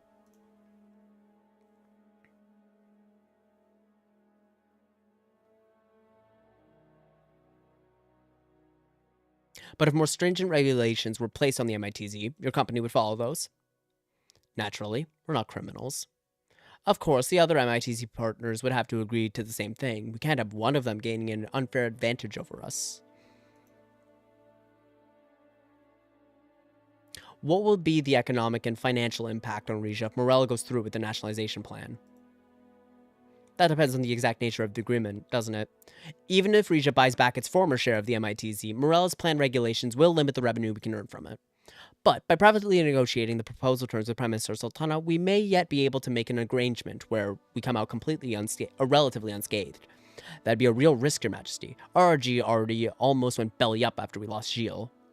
Thanks to you, we didn't have to waste money on needless safety regulations, but still, nationalization could be a killing blow. At the same time, we were facing the usual high gold demand from Runeberg. With little in the way of gas holdings, it would be difficult for Rizia to carry on as a resource-based economy. Well, I mean, we're doing better with gas holdings. And we have the dam. Didn't know the situation was this grave. It's not grave yet, but we should refrain from making any rash promises.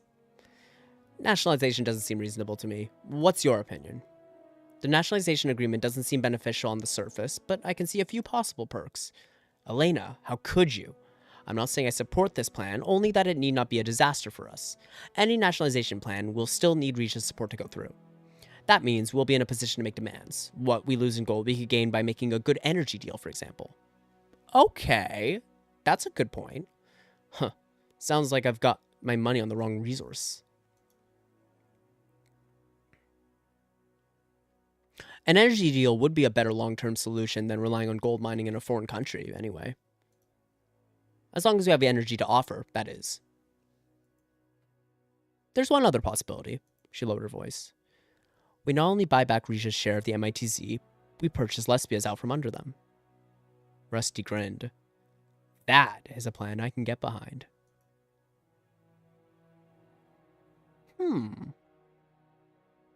Push Lesbia out of the MITZ and increase our gold returns while we're at it? Great idea. It's just a thought, Your Majesty. That was everything I wanted to talk about.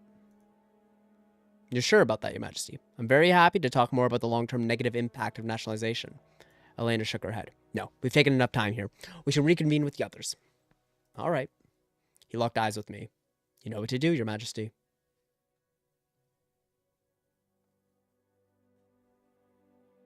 Sorry, just gonna catch my stream up. He motioned for the guards to escort him out to the reception hall. We headed back to the conference room and settled back in our seats. I'm ready to proceed with the vote. I'm happy to hear that. Sultana motioned to her secretary to take notes. We will use an open voting procedure, going clockwise around the table. The Republic of Morella will cast its vote in favor of nationalization. The Republic of Vagslan casts its vote for nationalization as well. The Prime Minister of Lesbia, being of sound mind, casts his vote against nationalization. It was my turn. Prime Minister Sultana leaned forward eagerly, and Alvarez eyed me warily.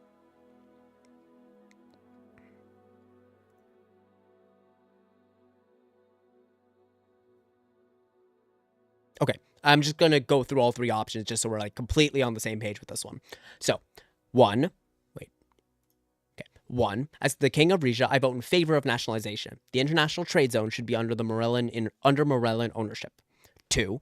I vote against nationalization. However, I am open to renegotiating our original agreement to recognize the contributions and sacrifices made by the nation of Morella. 3. The international trade zone should not be nationalized. Furthermore, I do not believe our resource and profit sharing agreements should be changed in any way. I'm going with number 1. I really like Miss Werner's idea to purchase Rija's share out from under them. That's a really cool idea. It's up to you. Personally, I advise accepting the deal. It helps get Morella on your side with Vel, and it sets up Lesbia for being squeezed out, which is important because they're bankrolling Palais. I fully agree. Yeah, I think I'm really honestly, you just kind of summed it up for me. I agree with you completely. It pushes out Lesbia, which is really nice. It gets Morella on my side, which we want to create a better relationship with Morella and Durja to begin with. And if we take if we take Lesbia's share out from under them, we can make a lot of extra bank off of this deal, as well as, you know, more concessions and deals with Alma Sultana and Morella. So honestly, I think this is just a win. I'm very much in favor of nationalization. So yeah, let's do it. As the King of Rizia, I vote in favor of nationalization. The international trade zone should be under Morellan ownership. Plus, play all your cards right, you can get so much gas. Yeah, screw over Lesbia. Yeah, I'm looking forward to it. I really like that idea from Miss Vern. It's sneaky. I like it. Hegel applauded solemnly. A wise choice, Mr. Torres. History will reward you for it. I'm as surprised as I am grateful, Mr. Torres. I look forward to collaborating with you on a fair proposal. I turned to look at Alvarez. He had an artificial smile on his face. I know when I've been defeated. You can count on my cooperation. I am absolutely brimming with suggestions. I'm sure you are. Sultana rose from her seat energetically. We should inform our guests of the good news. Let's get back to the reception hall. The Regent Vexandian and Lesbian delegations slowly began filing out of the conference room. Next to me, Elena spoke under her breath. A brave choice, Your Majesty. We'll have to drive a hard bargain with Morella or risk disrupting gold production.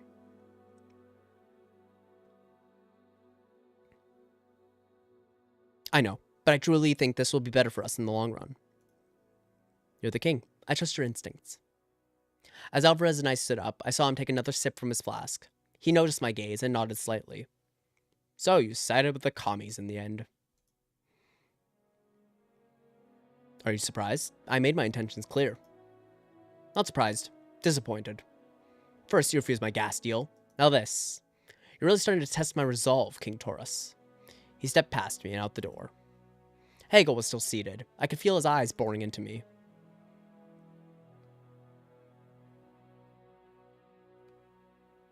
Would you like to say something to me? Not now, Mr. Taurus, but soon. Fair enough. We walked back onto the stage of the reception hall and awaited Prime Minister Sultana's announcement. All right. Oh, we're friendly with Sordlin. That's nice.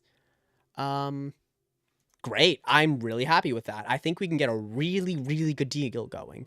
RNC request election campaign funds. Why would I do that? I'll look at that in a second. Meeting on internal security. Uh-oh. That's not good. Those are never good. Okay, let's see what we got. Survey shows lack of stable housing affecting birth rate. Oh, interesting. A survey among the citizenry of major region cities has shown a direct correlation between falling childbirth rates and a decrease in stable living conditions. Many families forced to frequently move apartments as eviction rates rise. Several prominent nobles and nationalist campaigners have drawn attention to the issue, loudly proclaiming the future of region population is at stake if no action is taken. Crown assures gold stores will remain stable despite MTZ nationalization. Okay. King champions Meftian nationalization. Though still in its very early stage, what it means for us at home, however, is still yet to be determined. Okay. Second wave totalist maximism in Regina. MITZ to be nationalized despite lesbian opposition. Can I check out that? Where is it? Landowners tax, no. Wait, base income tax? 2 authority, 1 budget. That's not bad. Where is it? Where is it? Welfare. Yes, tenant protection laws. 2 authority, 1 budget. That might be necessary. Could also be good, but might be necessary. Okay.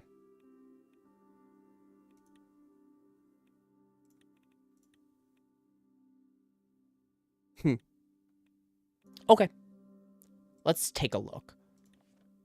New report highlights poor state of region transit infrastructure. Ugh. Experts are warning that due to a lack of investment, Rija's railway, bus, and tram systems are becoming dangerously overloaded. If substantial modernization and expansion efforts are not undertaken soon, the public transportation infrastructure risks not only frequent service disruptions, but also potential safety hazards due to the aging fleet and increased commuter demand. That's not good. That's not good at all. I don't have authority. That's the problem. Okay, wait. Let me take a quick look at this.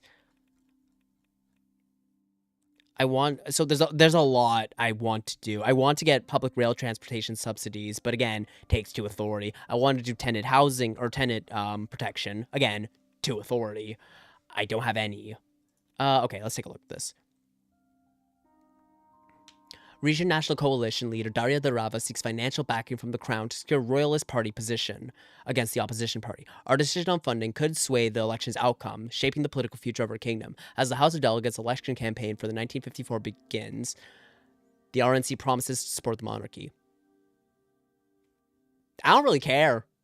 I'm totally fine with the Region People's Party taking more support. Also, I don't want to give them money. I don't have much money. I want to keep it. There's a lot more to spend on. Yeah, no, I'm not going to fund it. Maybe this is a bad choice, but honestly, I'm generally in favor of the Region People's Party more than I am the RNC. So, yeah, I'm going to take the shot to probably authority, but no, I'm not funding them. Great, we're friendly with them now. That's nice. Yeah. All right, we move on. Monarchy stays neutral in electoral funding. In a display of fairness, the Crown has decided not to fund any party in the upcoming election. This move upholds the noble principle of political neutrality and respects the ability of the regions to choose their leader's party without expressive royal financial influence. Its stance has been questioned by many royalists and could set a precedence for future electoral processes in the kingdom. Excuse me. The monarchy has refrained from financially supporting the RNC, a decision that could reshape the political landscape.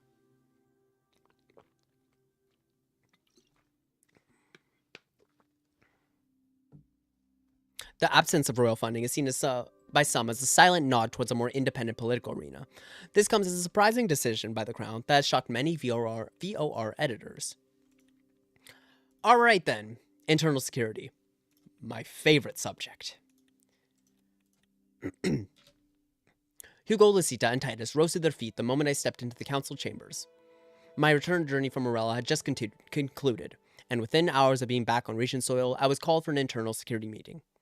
Good evening, Your Majesty. I'm glad you could join us. Excuse me. Yes, thanks for coming on such short notice. I know you have many other pressing appointments. Nonsense. Nothing is more pressing than Regent's security. Agreed, Your Majesty. 100%. I sat in my designated seat at the head of the table. Hugo, Lucida, and Titus took their respective seats. Aides placed folders full of information in front of each of us, and glasses of water were poured. Your Majesty, the main reason we called you here is that there's been a breakthrough in the Friendship Day bombing investigation.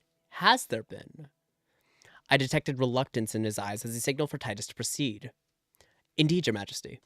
Upon a careful examination, I've discovered that there is indeed evidence linking Suomina to the incident. However, their involvement is quite different from what I believe any of us were expecting.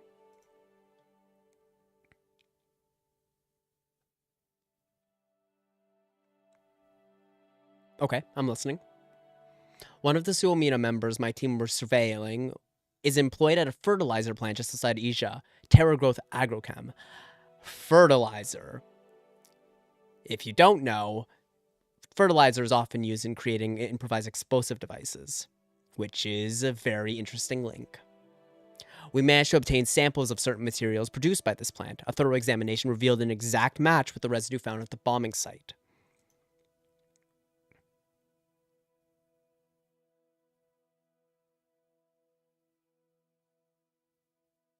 Nod and continue listening. Of course, further investigation is needed in order to establish a definitive link between the Gilles bombing and the organization and the factory employee in question. There's one crucial piece of the puzzle that you have not yet mentioned, Captain Gordian. Titus smiled thinly, his irritation evident. I was just about to bring that up, Duchess Cesaro. Despite being located in Rizia, the fertilizer plant is in fact state-owned by Palais.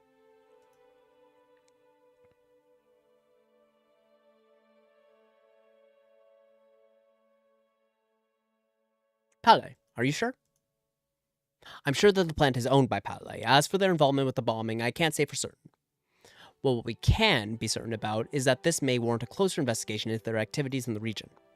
I maintain my belief that the explosion was set up to frame Suomina and the region nationalist movement. However, I am not convinced that the Palaisian government was involved either. Tell me, Duchess Cesaro, what would Palais have to gain from masterminding the Friendship Day incident?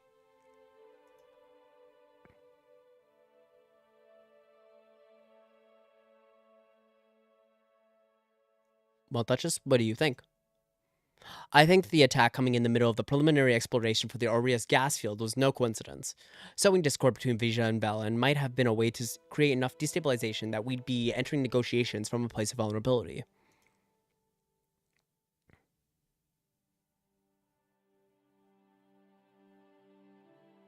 Okay, a motive has been established, but it's still not enough to convict Palais in any international court. Yes, as I said, we need to dig deeper. Titus cleared his throat impatiently. I will not completely dismiss the validity of Duchess Cesaro's argument, but I personally don't believe a further investigation into the Palletian connection is warranted.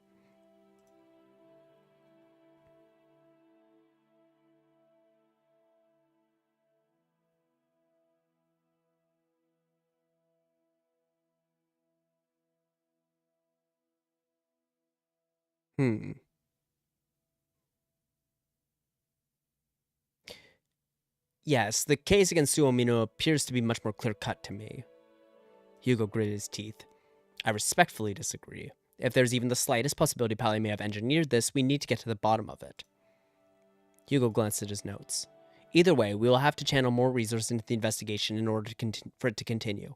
And in order to make the best use of those resources, we should choose our focus.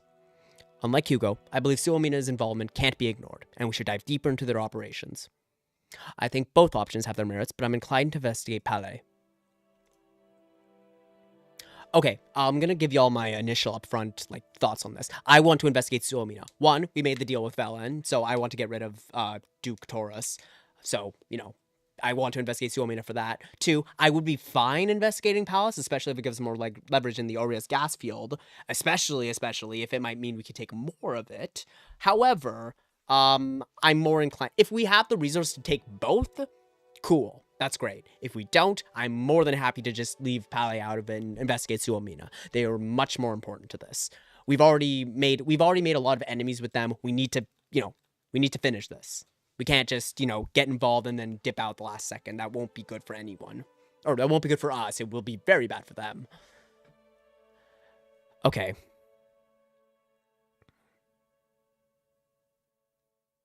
Okay, I'm not putting a stop to the investigation. That'd be absolutely ridiculous at this point. What kind of repercussions could be anticipated if we direct our investigation towards Palais? Oops. Internationally, if Palais got word of our investigation, it could strain our relations with not only the Grand Duchy, but Lesbia and Eastern Mokopa as a whole. Actually, that sounds pretty bad. I don't like that at all. I mean, I'm okay with Lesbia because we're already enemies with them, basically. I don't want to make things worse with Palais, but if we could use this as leverage, that's something. However, I'm sure our fine investigative units would take care to prevent that from happening. And on a positive note, taking the spotlight off of Suomino would indebt the organization to us. I don't want their help. If on the Crown side, an organization like that could have many uses, Your Majesty. Could you outline the possible ramification of continuing to focus on the investigation on Suomina? Needless to say, Your Majesty, the investigation has ruffled some feathers within the organization. By continuing it, we risk backlash from Suomina supporters and general discord between nationalists and the region government. On the other hand, bringing Suomina to justice could garner support from nations that oppose nationalist movements and be seen as a step towards curbing extremist ideologies. Lucida gave him a sharp look. I had no idea you were so invested in Rija's international reputation, Captain. Titus ignored her. Good. And if we did find the organization guilty, confirming Velen's suspicions, we would no doubt have an edge in securing the return of Gilles, Your Majesty. I've made up my mind. Here's what we're going to do. Hugo, Lucida, and Titus all looked at me in anticipation of my decision. Okay. Oh, wow. Oh, wow. Okay, okay. I understand. Okay, option 1. Understand your reluctance to investigate Suomina, Uncle, but I think we must prioritize investigating them. 2. I agree with Duchess Cesaro. The Golden Guard will receive further funding to continue the investigation in Palais. 3. By order of the king, Captain Gordian shall continue his investigation with a focus on Suomina. Oh! Oh, we can use authority or budget. Oh, that's so interesting. Sorry, that was really loud. Let me adjust my mic.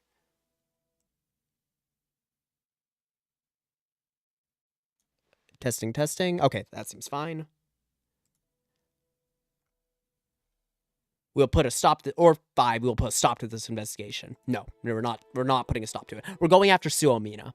For reasons I already explained, I want to get rid of them. So, do we do it with budget, or do we do it with authority? Actually, this is an obvious question. We do it with budget. We don't have authority. We need authority to probably go for the Tenant Protection Act. I think that'll be a good thing in the future. Also, we have got much more budget coming through in general. If we need to make a sale before, an energy sale before the meeting, we can do that. We also have a few more small arms to sell. So, yeah, budget is the more abundant resource right now. That won't be forever, but for right now, we're okay. As for authority, yeah, we have very, very little. And also, actually, if we get Gilles back, we'll have a lot more authority in the future. So there's that too. Keep in mind budget for buying out Lesbia shares. Yes, that's very true. That's very true. If you want that. I do, for sure.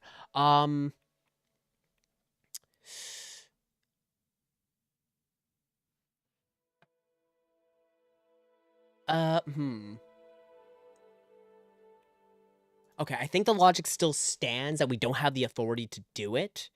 Or sorry, we don't have much authority at all.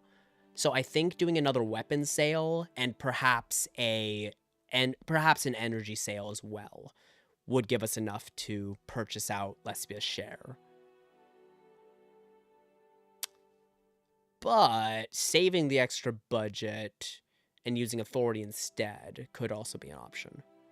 But again, we just don't have any authority. We have like 2. And we do need that.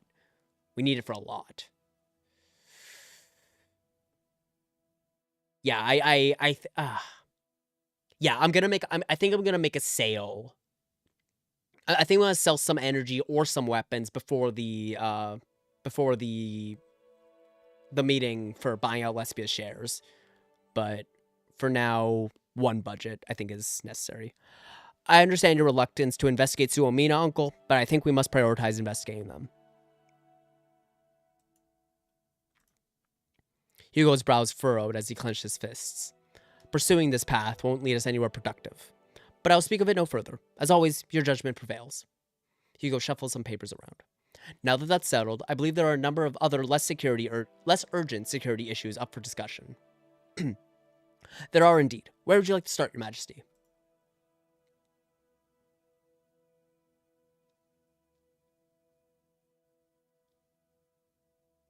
Let's discuss threats from within...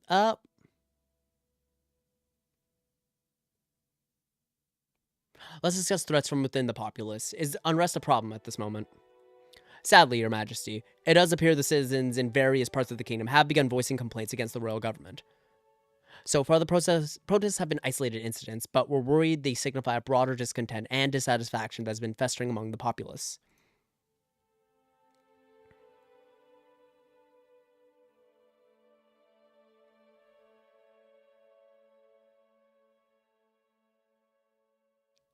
Discontent presents an opportunity for transformation. This moment allows us to comprehend the concerns of our people. Understanding them is one thing, resolving their grievances is another. Very well, let's hear your report. Overall, it's a multifaceted issue. Autonomy, political power, and economic equity are all intertwined in these protests. Autonomy, political power, economic equity. Okay. The human rights situation in Rizia is apparently concerning to some. I thought we were doing pretty well with that. The welfare protesters are claiming that the crown has yet to address their demands for increased health and education funding. Shit. Yeah, I did promise that.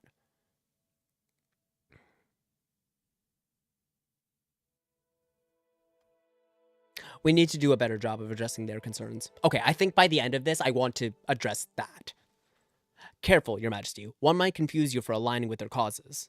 In any case, throwing money around doesn't guarantee a favorable outcome. At the very least, I'm happy to say there are no signs of anti-monarchist turmoil within our noble houses. Good. Thank God. If the nobles begin backing irate commoners, it'll be 1926 all over again. As for the nature of this unrest, I'm still gathering information on the ground. I don't have specific examples at this time.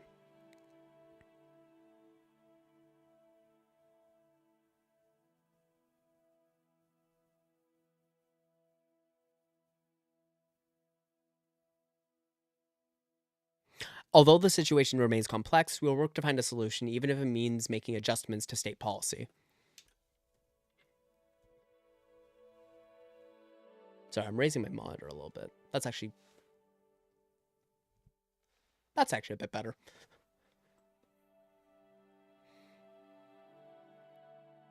What's happening with our border security? There isn't much to report, but it's worth mentioning that there's been a surge of British migrants attempting to cross the Gulf of Morgna. Taking advantage of Rizia's open borders, perhaps we should have agreed on Mr. Smolek's British ban after all. Shut up, Hugo.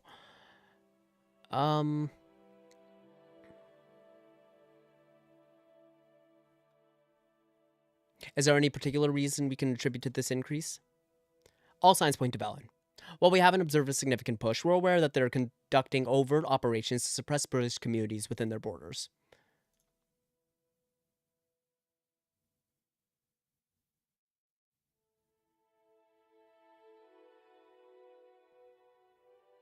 It can't be a coincidence that increase in migration coincides with my decision not to assist Valen's campaign of oppression. We can't say for sure, but it is certainly something to consider. Speaking of which, just this morning, one of our patrol vessels intercepted an overcrowded British migrant ship crossing the Gulf. And they were lucky we did. Our investigative team determined that if they had stayed out any longer, the ship would have been at risk of sinking. The 500 plus asylum seekers are currently being processed at one of our migrant facilities.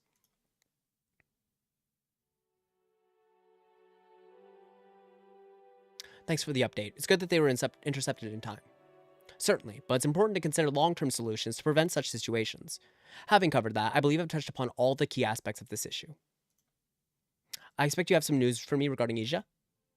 Your Majesty, the situation in Asia remains fraught with challenges. You've done much to win the support of Vejek and Durdian population. Unfortunately, that has done little to curb tensions. In fact, it's emboldened migrants to openly defy the police. My son has been overwhelmed trying to restore order. His men are stretched to their limit. Lucida straightened in her seat, seeming eager to intervene. Unfortunately, Your Grace, I believe your son is part of the problem. While Captain Gordian's investigation has hampered Suomi's activities, Duke Ricardus has basically been using the municipal police as a replacement.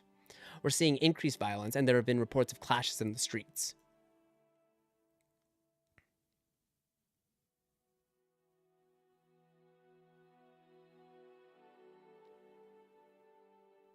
Well, it appears my cousin is incapable of handling the situation himself. My son's ability to govern is without question. It is the lack of resources that hinders him. Something must be done about this. The provincial police in Brennes have offered their cooperation. Their attitude towards foreigners is certainly in line with the Crown's, although I am concerned they'll let legitimate crimes committed by migrants slip through the cracks. Their attitude towards foreigners is certainly in line with the Crown's, although I am concerned they'll let legitimate crimes committed by migrants slip through the cracks.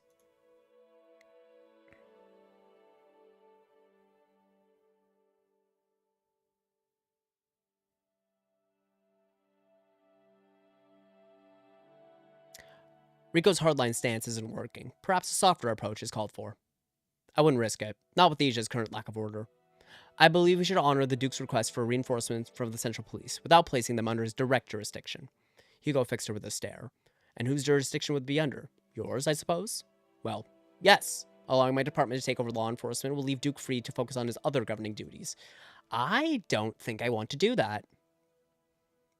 I don't think I want to do that. I think I want him. I mean, like, obviously, this is the Machiavellian side of my head coming out, but like I think we wanted to put him under as much pressure as possible and wait for him to make a mistake. Because again, we do want to get rid of him.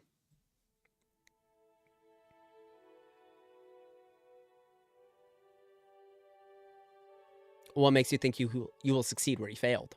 Your Majesty, look at the track record as Duchess of Monteclair. I know a thing or two about restoring order. Okay, central police are needed to quell the unrest, but this should operate independently from local authorities. Therefore, I'll place them under Lucy's command. 2. It's evident that the central police are needed to quell the unrest, so I'll deploy them to Asia and place them under Rico's command. Absolutely not. I firmly believe no extra police presence is needed. I will look into other means of resolving the situation. Yeah, I will. I'm going with this. I firmly believe no extra police presence is needed. I will look into other means of resolving this situation. Yeah. Both Hugo and Lucido look troubled. I believe it's too late for such an approach. Without extra law enforcement, the city will fall. His Majesty has spoken, Your Grace. We should not question his decision. If there's nothing left to discuss, let us adjourn. Hugo rose from his seat and stretched his arms back. Just in time. My joints were starting to stiffen. As everyone said their goodbyes and started to leave, I found myself contemplating the direction I had taken with the Gilles bombing investigation. While I could have just let the investigation go on as planned, I also saw another opportunity that could come out of it. Connecting it to my cousin Rico. Whether directly implicated or not, his involvement was irrelevant. My agreement with Small to depose him was already in place, and the events in Gilles offered the ideal chance to act on it. And the more I thought it over, the more I realized how it might be my one shot at removing Rico and coming out of it completely unscathed. I just need to ensure hard evidence could be linked to him. A covert task a certain captain of the Golden Guard just so happened to be specialized in. The only question was whether or not I should. Yeah, absolutely. Pursue linking Rico to the Gilles bombing. Again, this is just in line with everything we've been doing so far. Backing out on it now would just not make sense. I decided that I would actively seek to establish a direct connection between Rico and the Gilles bombing. So I called Titus and redirected him back to the council chamber just as he was stepping out into the hallway. Yes, sir?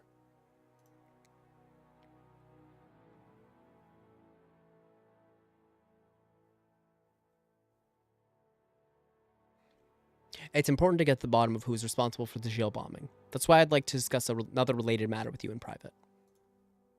Related to Suomina? Certainly. How can I be of service?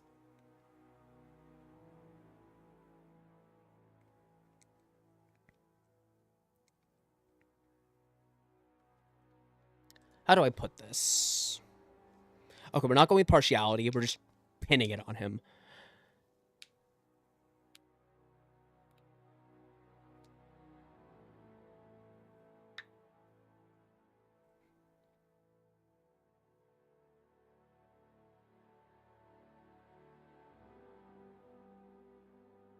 To be perfectly blunt, I'm looking to establish a direct connection between the Duke of Rizia and the incident. Titus seemed momentarily taken aback, and the surprise written on his face. I must admit, that's not what I was expecting to hear.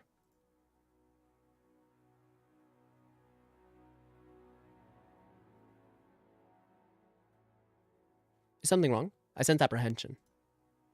No, not at all. On the contrary, I was curious as to where I fit into all of this.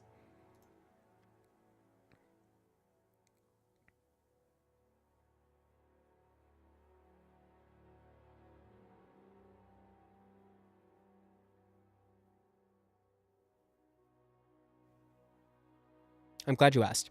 You're to be tasked with ensuring Cousin Rico has sufficient evidence linking him to the bombing. Titus squared his shoulders, fully at attention. Sorry, I need to reset my stream again. Just make sure everything's running. Okay, I think it's... Wait, sorry, I'm gonna check my audio. Okay, we're good.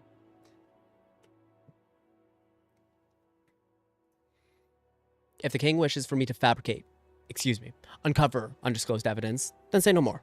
It'll take some time, but it would be my honor. Just say the word.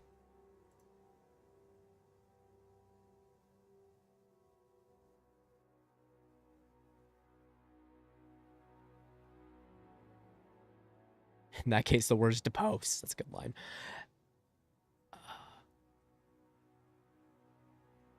I appreciate your enthusiasm, but keep in mind this course of action is fraught with risks. If I say I'll do something, you can rely on me to fulfill your directive. Titus bid me farewell before he took his leave. Soon after, the door closed behind him. Nevertheless, the weight of the security briefing still lingered in the air as I stood alone in the room. With a somber nod to the vacant chairs, I departed, ready to face the responsibilities that lay beyond the meeting room.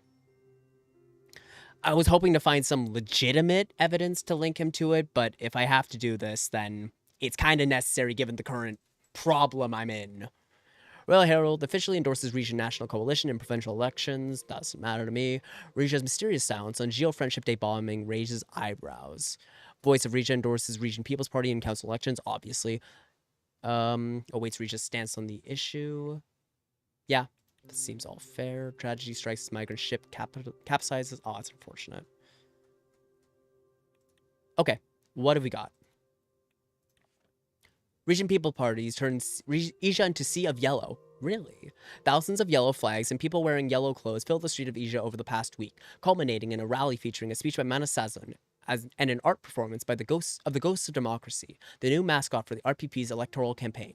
With this unique display of force, the RPP has set us up for a strong and recognizable campaign. Nicely done.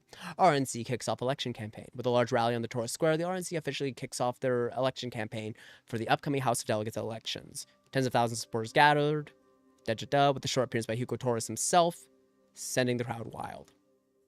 I see. An evening at the palace with this logo is very concerning. Okay, wait, let's check how much money we can do. Okay, next up, the thing I definitely want to go for is... Where is it? When we have the money, I mean. Is it to increase health and education funding, a 2 authority, 3 budget, not spending it now because we don't... I want to buy up Lesbos shares. 10 of protection laws is also a good one. Actually, this might be... hard to say. Either way, we could do a medium global energy sale.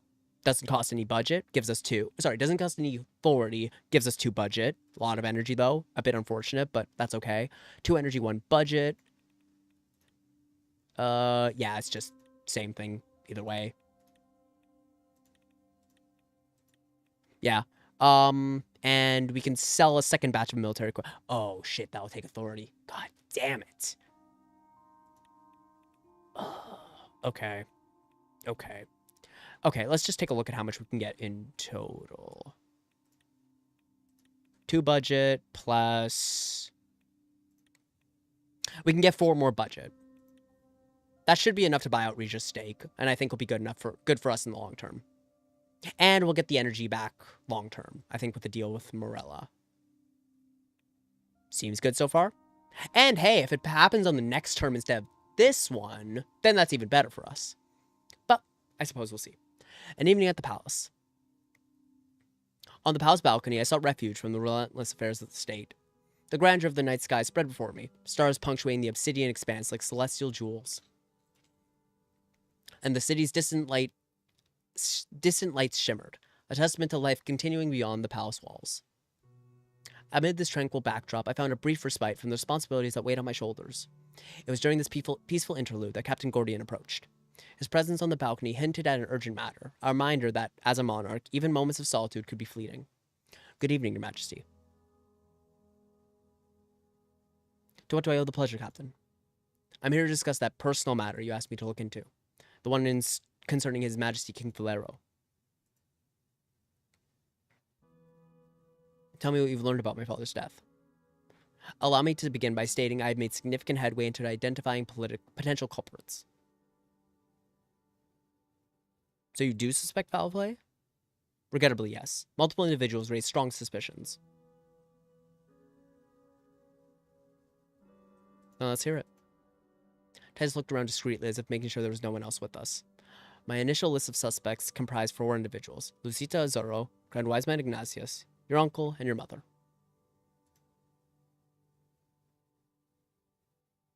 I hope you've narrowed it down from there. Yes, that's what I'm here to talk about.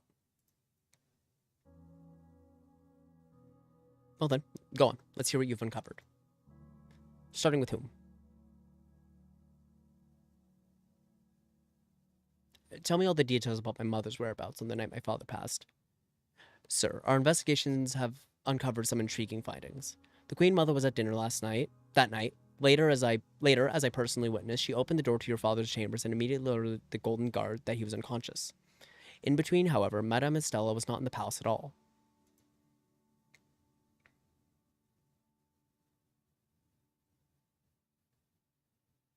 Okay, I'm listening. As it happened, she was participating in a covert religious gathering just outside the capital. But it wasn't a religious service, it was desnerist. A desnerist service? How can this be? All I know is that one of my golden guards, who was assigned to protect her, confirmed it.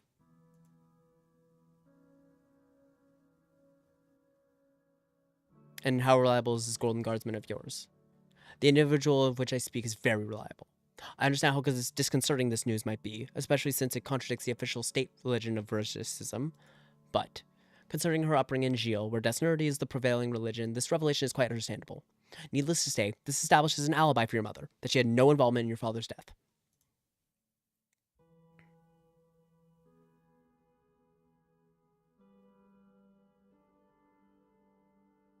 Desnerity aside, it's a relief to hear she's no longer a suspect. I want to hear what you have found on the Grand Wiseman. Actually, that's good. I mean, I don't really care about the whole desnerity thing. Like, whatever, she practices a different religion, opposed to the state religion. Who the fuck cares? I don't care at all. Like, oh no, she has a different religion. Doesn't have to come out. Your Majesty, I myself admitted the Grand Wiseman into the King's chambers the night of his death. I thought nothing of it at the time. God cares. That is true. God cares. I thought nothing of it at the time. The two of them had been consulting privately on a near-nightly basis. According to the Grand Wiseman himself, Valero turned towards God when he sensed that the end of his life was coming. Makes sense. He had plenty to atone for. What's interesting is that aside from those meetings, witnesses describe your father's behavior as no more religious than usual. He was even skipping services some weeks.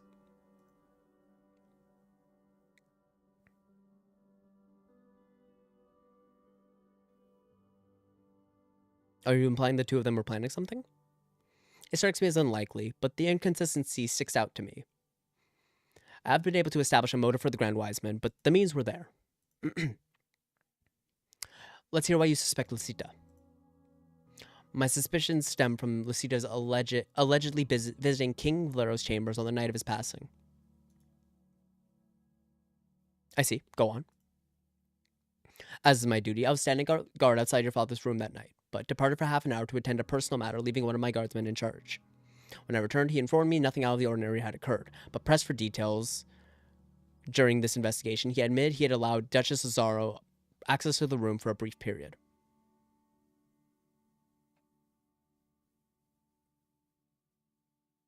What was she doing in there? That's what concerned me. When I questioned the guardsman, he claimed Lucita had provided him with an order signed by your father. Really? An order? What for? I suspect she may have been carrying a correspondence letter, but I cannot confirm it. When we searched your father's chambers later, we found no evidence of such a summons.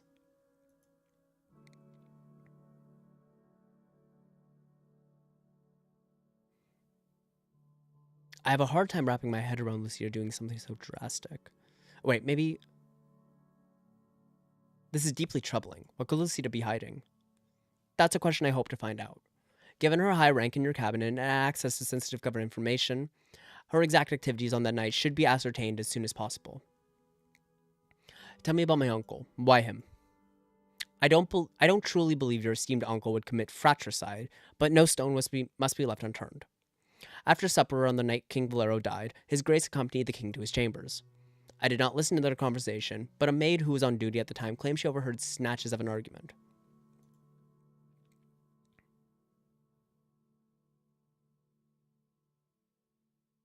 An argument? About what? Apparently the king shouted out, "He's not ready yet." Those are the only words she remembered. Dinner was hours before the time of death. How could Hugo have killed him? He could have slipped him a slow-acting poison, either on the stairs or while escorting the king into his chambers. I personally witnessed no such thing, but there's a slim possibility. Could this maid have been lying? I don't see why she would have been, unless someone might have convinced her to give this statement. Someone who wanted to cast aspirations on Hugo to throw us off their trail. Enough about the maid. Is there any other reason to suspect Hugo? Well, the counselors and aides I questioned admitted to sensing mistrust between the two brothers. But King Valero's paranoia at that stage of his life is well documented. If your account is accurate, we need to find out more. I share your sentiment. Given the potential uproar from accusing the Grand Vizier of murder, I wanted to inform you before proceeding.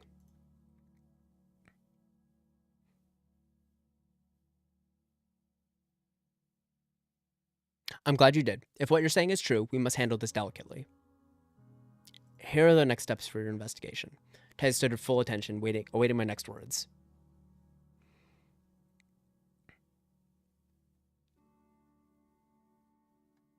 It's interesting that there's nothing about mother. I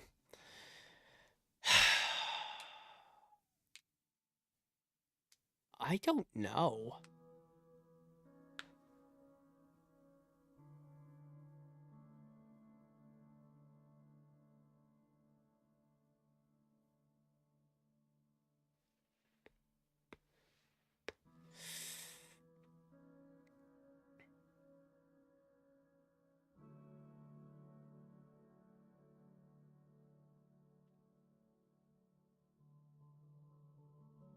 If the maid's account is accurate, then my father saying he's not ready yet does kind of make sense because like if they were arguing about who's coming next, that might have something to do with, the actual poisoning, in theory, at least. So Hugo does seem like a valid suspect. Like, in theory, the motivation would be he wants my father to pass on so that he can give the crown to someone who theoretically, he could have more control over, that being me. Ooh, I want to help and no spoilers. Yeah, thank you for not spoiling. But, I mean, it must be interesting seeing it, like, seeing me try to process through this without actually knowing.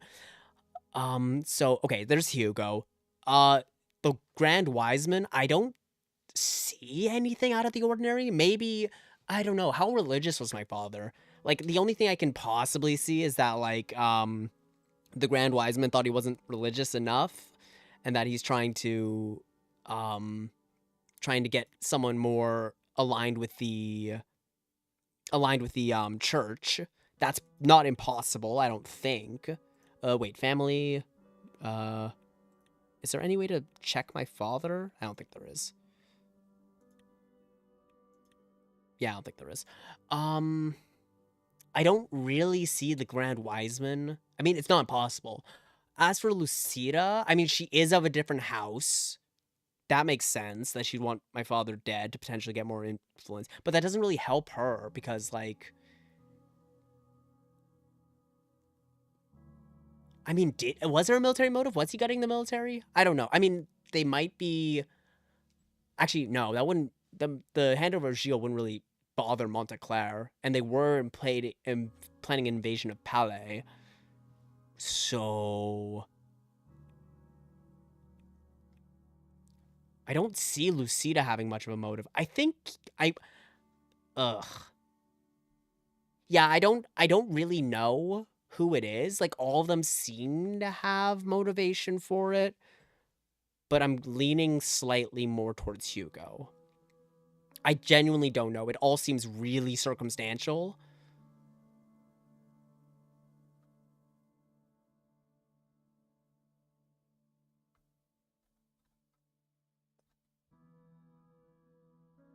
Mistrust between the brothers. But yeah, Valero was paranoid.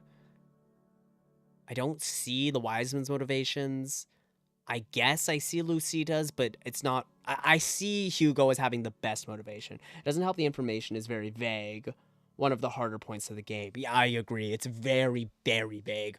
I think Hugo has the best motive. I think Hugo has the strongest motive. Because he's got, one, the most direct influence over me, the next king. Two, if there is mistrust between the brothers, then that is a reason to poison him. Three, it could make sense. Yeah, okay. I'm going to go with Hugo just because I think the circumstantial evidence, the completely circumstantial evidence, leans more towards me suspecting him than anybody else. Also, again, more Machiavellian side of things. If we can take out Hugo, if Hugo is the real killer, then that will help in dismantling Suomina, which is a silver lining potentially. I'm going to go with Hugo. Hugo is obviously our primary suspect, so focus your investigation on him.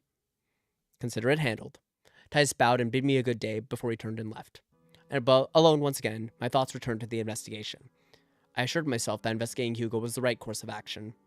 I took no pleasure in suspecting a member of my own family, but the evidence had been laid out.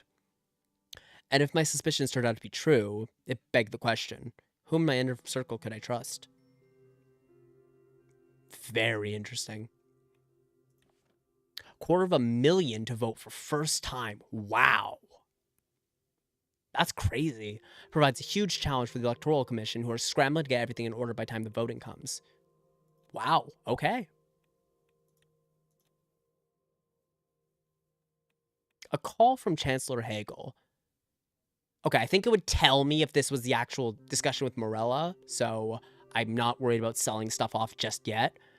So, you make a point. Regardless of who it is, it may matter who is the most convenient for you to make it. That's true. Yeah. I mean, like, for example, if I did suspect the Wiseman, for example, like, I would investigate him if I did suspect it most. But the fact that, one, I think Hugo has the best motivation, and two, who it's most convenient for, it's more of a silver lining, put it that way. Like, if I can investigate Hugo and it does turn out to be him, then that's a bonus as far as the political situation of the country goes. Or, sorry, my political ambitions rather than the country. Electoral Commission has put out a call for volunteers to help watch the polls, count votes. Opposition figures have criticized using a volunteer system, expressed their preference for randomly picked citizens to do poll watching instead. Interesting. Not relevant to me right now, but let's get this call from Hagel. In the middle of the night, I was woken up by a knock on my bedroom door.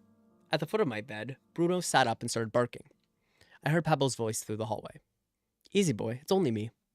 Sorry to wake you, Your Majesty, but there's an apparently urgent call for you downstairs. All right, come in and help me get dressed. Pablo opened the door. Bruno jumped up on him, tail wagging. Someone's happy to see me. Who wouldn't be happy to see you, Pablo? He acknowledged my remark with a smile, then briskly moved over to the armoire. How are you, Pablo? I'm well, Romus. Any palace intrigue I need to know about? Only the usual nonsense. Everyone's still speculating about Her Highness's marriage prospects. He pulled the deep blue silk robe out of the armoire. I stood in front of him as he draped it over my shoulders. Once I was dressed, we walked through the palace corridors until we reached my study. An attendant stood ready with the blue phone. He informed me that Chancellor Emmerich Hagel, was on the line. Pick it up. I picked up the phone. Good evening, Mr. Hagel. Hello, Mr. Torres. I'm truly sorry to disturb you at this hour, but we have unfinished business.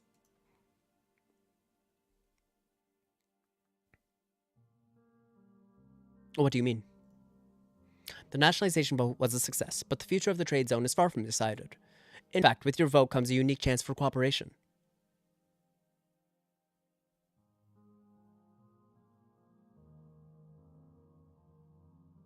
The Democratic Republic of Vaxland would deign to cooperate with the monarchy? Not normally, but in this instance, there is one point we can agree on. The Republic of Lesbia does not belong in the Meftium International Trade Zone.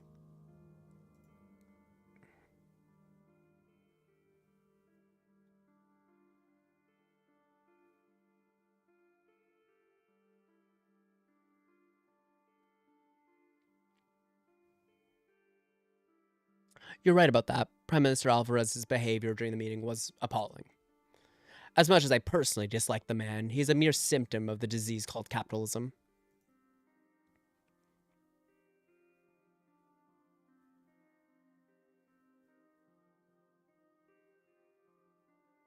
As Alvarez said, the MITZ would be nothing without Lesbian's mining technology. We can't ignore his country's contribution. Mining technology is worthless if the people operating it are being exploited. I know that Prime Minister Sultana is meeting individually with you and Prime Minister Alvarez to come up with a nationalization plan for the MITZ. Lesbia will do everything in its power to keep its operation running exactly as before. You, King Romus, will not let that happen.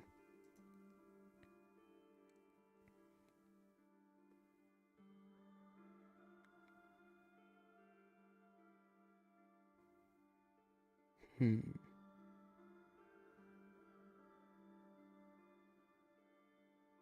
You have Prime Minister Sultana's ear. Why don't you try to convince her to give Lesbia the boot?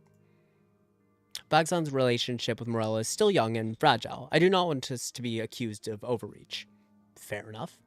Rija, on the other hand, is Morella's direct neighbor and long-term ally. It's only natural that you would request a more favorable deal.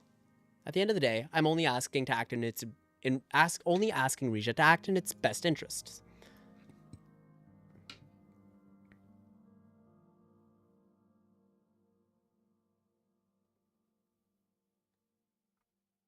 Outbidding Lesbia may be in our best interest, but it will take a lot of resources. What can Vagzon offer us if I make this happen?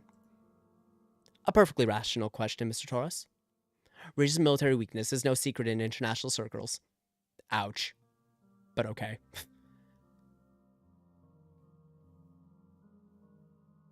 Sorry, just checking my bit rate. Make sure Lesbia ends up with nothing, and Vagzon will provide your navy with a significant upgrade.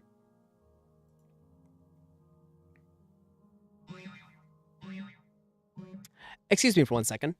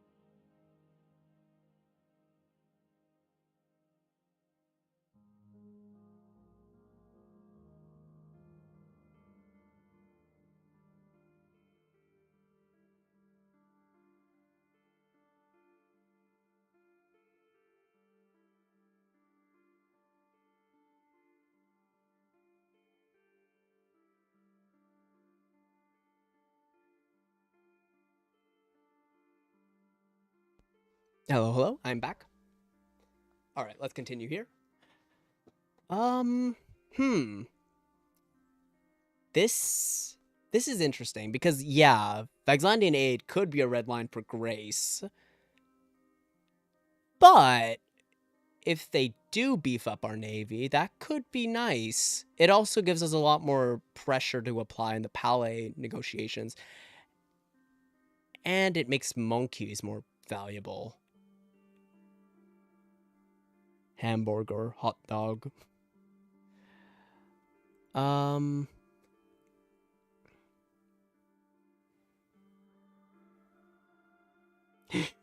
it nice when people want to pay you to do a thing you already planned to do? Right? That's what I was thinking.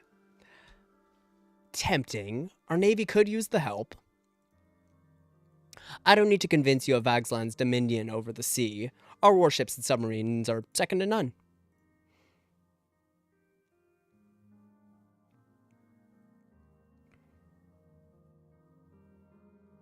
Regardless, I am worried by accepting your Republic's military assistance will send the wrong signal internationally.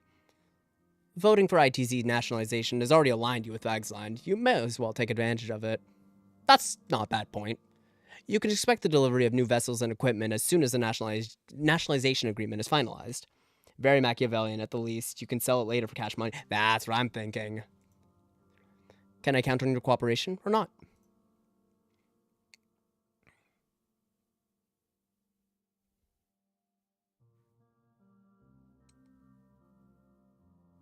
Yeah. Yes. In exchange for your promised military aid, I will make sure Lesbia walks away with nothing. Good. I'll be sure to keep you abreast of the negotiations. And incidentally, you can count on Vagzland's support in your current arbitration case against Palais. You have our gratitude for that, good sir. I believe Rija deserves it, but more importantly, the AN must respect the sovereign territory of islands. Ooh, that's so interesting, considering the, oh god, what's it called again? The island between Bagzan and Ignolia. I'm forgetting the name. The... Oh, this is gonna bother me. What's it called? If someone could remind me what it was... wait, where is it? Helheland! Helheland. Yes! Very interesting to say with the whole Helheland situation. Good night, Your Majesty. Good night, Mr. Hagel. He hung up. Oops. Okay, that's very nice. Region People's Party campaign reached Taurus Heartland. Cool. Early voting starts on the island of Calicabiz. Very interesting. Vaxon supports Risha's arbitration claim. Very nice. Okay. Okay. Morella trade negotiations. Okay. Morella invites MITZ members to discuss nationalization. Okay, I'm gonna sell off my energy. Just I need to make sure that we got enough money for this. So where do we start? I'm gonna. Do I take the authority hit?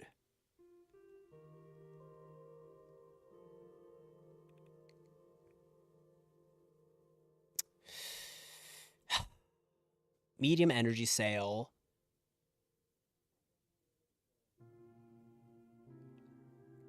Yeah, I think I want to make sure of it. I don't want another situation where I just don't have enough money to not be able to go through with it. I hate that this loses me authority so much, but like... because I really wanted to get the other thing through. You know what? I'm going to bite the bullet here. I just need to make sure I've got enough. So I'm going to do this, and I'm going to do the... where is it? Where is it? Medium second global energy sale. All right. It's done. I'm going to collapse all these. All right. Let's do this.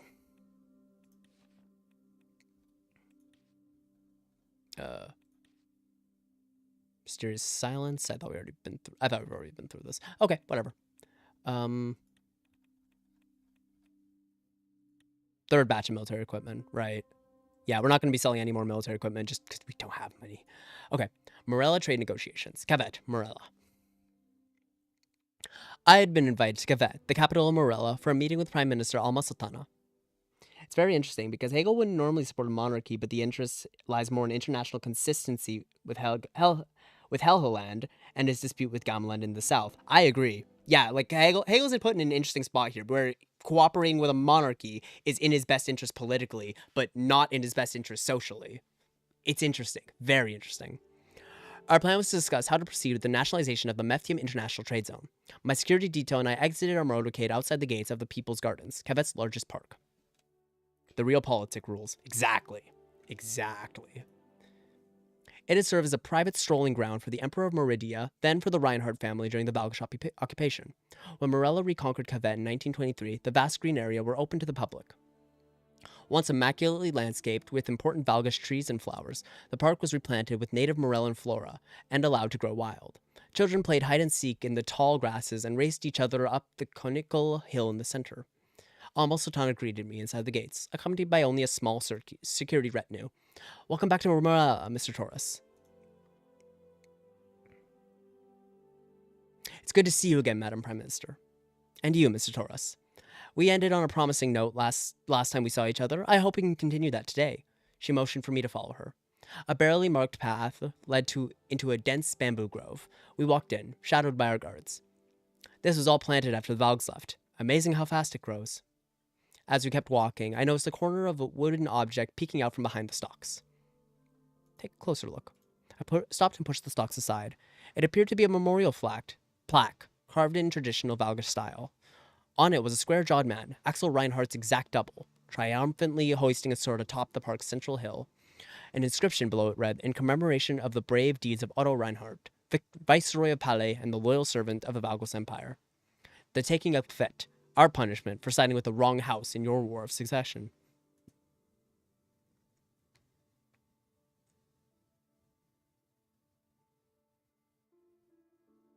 What a tragedy.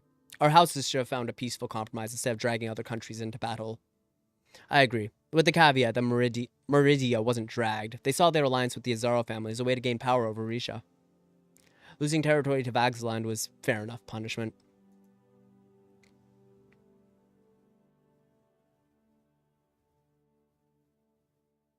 It's disgusting how the Reinhardt family managed to stay in power all these years. Her eyebrow arched. Like the Taurus family, you mean?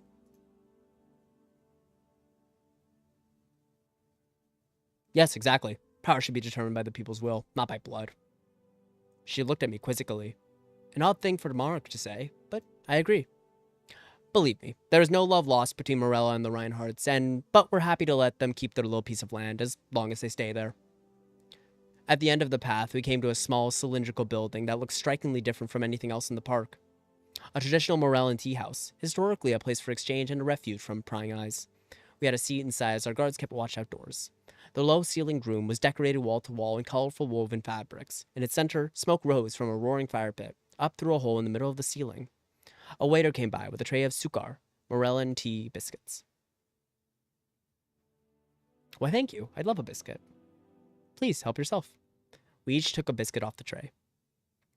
I bit into mine. It was dry, crumbly, and barely sweet. Perfect for washing down with a sip of tea. The waiter placed a pair of intricately ornamented tea glasses in front of us and filled them up. We drank. The tea was delicious. I don't need to tell you how grateful I am for your kingdom's vote.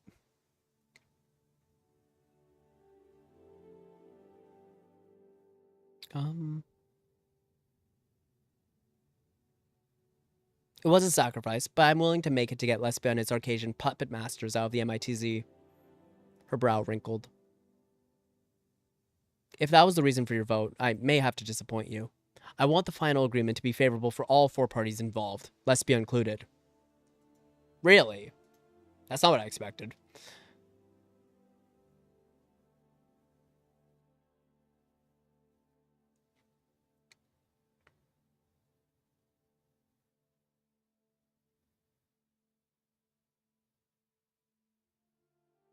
You might as well give up trying to court Lesbia's opinion. Alvarez isn't willing to budge. I'm not trying to court Lesbia's favor, but I don't want to shut them out of the proposal either. She tapped her fingers on her teacup. As I said, during the board meeting, my proposal involves the purchase of Rizia, Lesbia, and Vagsland's ITZ assets by the newly formed subsidiary of Morella's state-owned mining company. Each country would have the option of using the money from that sale to buy up to a 20% stake in that company. With Vagsland opting out, Morella would retain 60% ownership of the MITZ, at a minimum.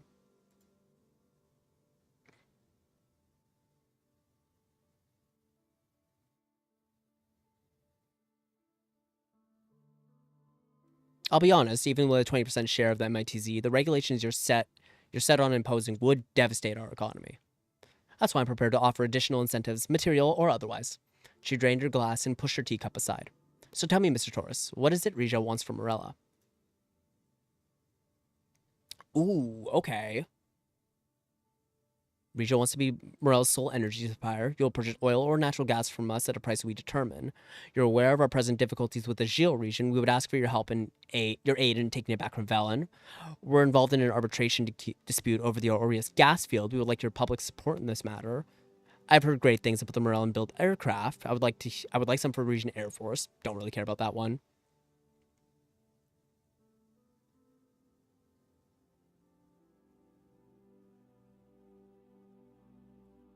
Rizia wants to be Morella's sole energy supplier. You will purchase oil or natural gas from us at a price that we determine. She looked me in the eye. And you're sure that you'll have a steady supply of energy to sell us? Of course we will. I fully expect that Rizia will win the Aureus gas field arbitration case.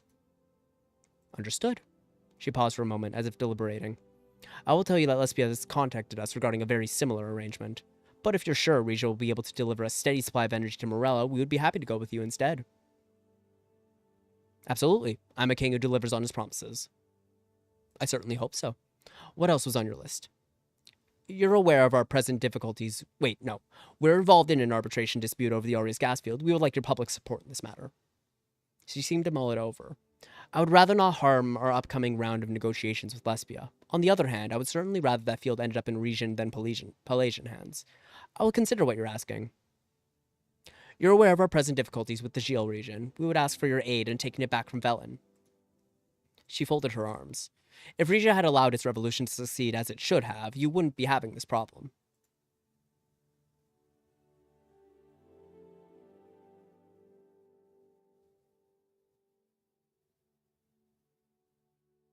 Velen's intervention was my father's idea, not mine. My duty is to ensure the peaceful transfer of Gil back to Rizia. She looked at me thoughtfully. You do seem to be a more enlightened breed of monarch. All right. What kind of aid would you ask of us?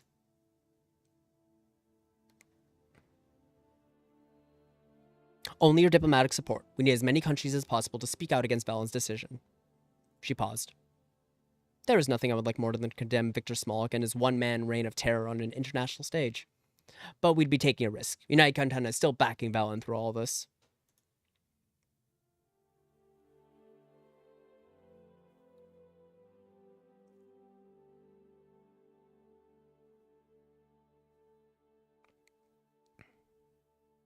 You would have Rizia's everlasting gratitude. There won't be enough to protect me should Morella get on the CSP's bad side. But I will think about it. Was there anything else? Let's see. I'm not really interested in this one, but if I can get it, sure. I've heard some great things about Morellan-built aircraft. I would like some for the region Air Force. That can be arranged, not for free, but we'll give you a good price on our best stock. Is there any specific reason you're interested in strengthening your Air Force right now? We need a strong military if our kingdom is to assert our relevance in the 20th century.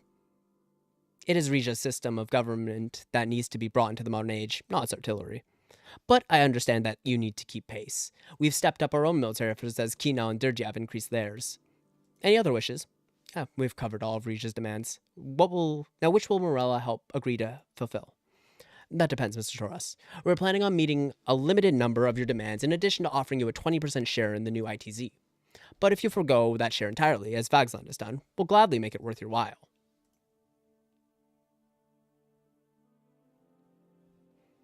What if I want to buy Lesbia's share along with Rizia's? Giving your kingdom a 40% stake in the restructured MITZ? In that case, Mr. Torres, Morella would beat the country making the demands. The waiter came by and took away our empty teacups. Sultana waited until he was gone, then looked at me. Tell me, does Rizia wish to purchase a share in the nationalized MITZ or not?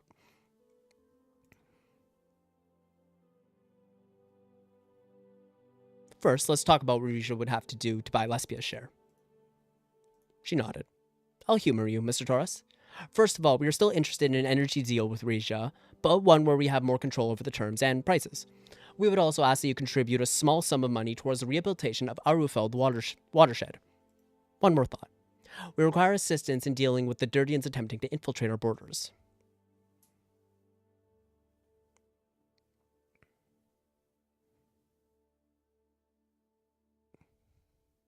Infiltrate? All they're trying to do is reach the same sanctuaries where their ancestors prayed.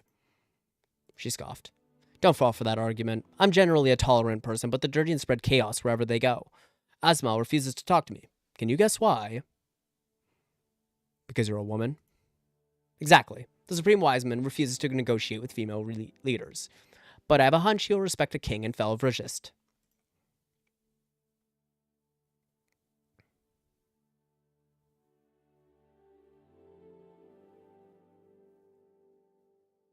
We both walk in the light of the 6 stars. Surely we'll be able to find common ground.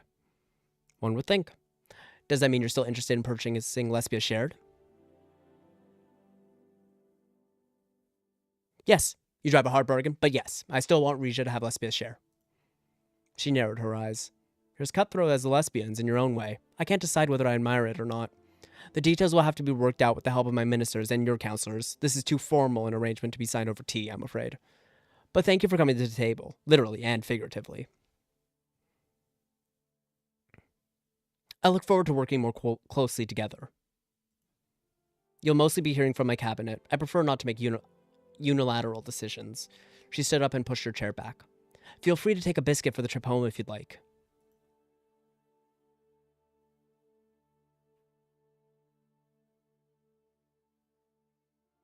Salad. Wait, I have something for you. Oh, what's that, Your Majesty? Yeah, I'll give her the medallion. I figured that was what it was. I handed her the gold medallion Rusty had given me.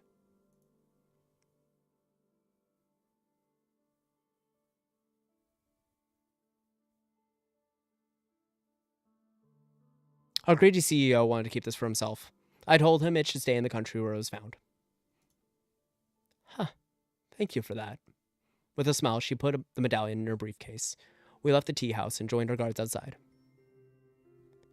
Okay, I'm guessing this is going to be the deal. Hang on. Riots as migrant groups clash with Suomina. Fuck Suomina. RNC closes campaign in a mass rally, blah, blah. Impressive display of strength. RPP closes campaign in Bronaz. Okay. And what do we have here? On the return flight to Morella. Okay. I'll give me 1 second, sorry. Okay.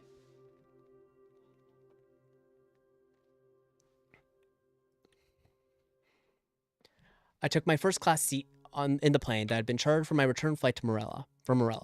It struck me how much more comfortable this jet was than the ones we had in Rizia. Looking outside the window, I could see Argno and the mountains. The future of our relationship with Morella and the MITZ were in my head. I took a look at the papers in front of me. Ooh, okay, here we go. Okay, in exchange for the following concessions, Rizia will take over the stake in the nationalized Meftium International Trade Zone that would otherwise be offered to Lesbia, bringing its total share to 40%. Rizia's nationalization concessions. In exchange for being allowed to purchase 40% of the nationalized Meftium International Trade Zone, Rizia agrees to the following. Reparations to the river, energy agreement, promise, -1 budget for the pipeline, -3 energy per turn, +2 budget per turn. Ooh. Speak with Dirty on Morella's behalf. Promise.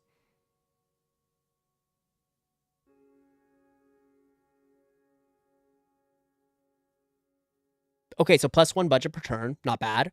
I clearly didn't need this much goddamn money, so I didn't need to give up my authority for this, but that's okay. I'd rather this situation than one where I didn't have enough. But regardless, -1 budget, so it's -3 budget overall. I could have easily done that without the sale, but no matter. -3 energy per turn. That kind of sucks, but we're going to get their support in the Aureus gas field, so I think we're all going to be okay on that one. If I can get more gas extraction, that would also be really nice. And I'll speak with Dirty on Morel's behalf. So, yeah, finish. Take all of them. I reviewed the agreement once more before signing it. The pilot announced that our descent to Port Drazon had begun. I fastened my seatbelt.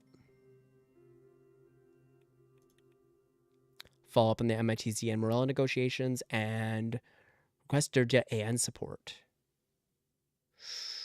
Okay, interesting.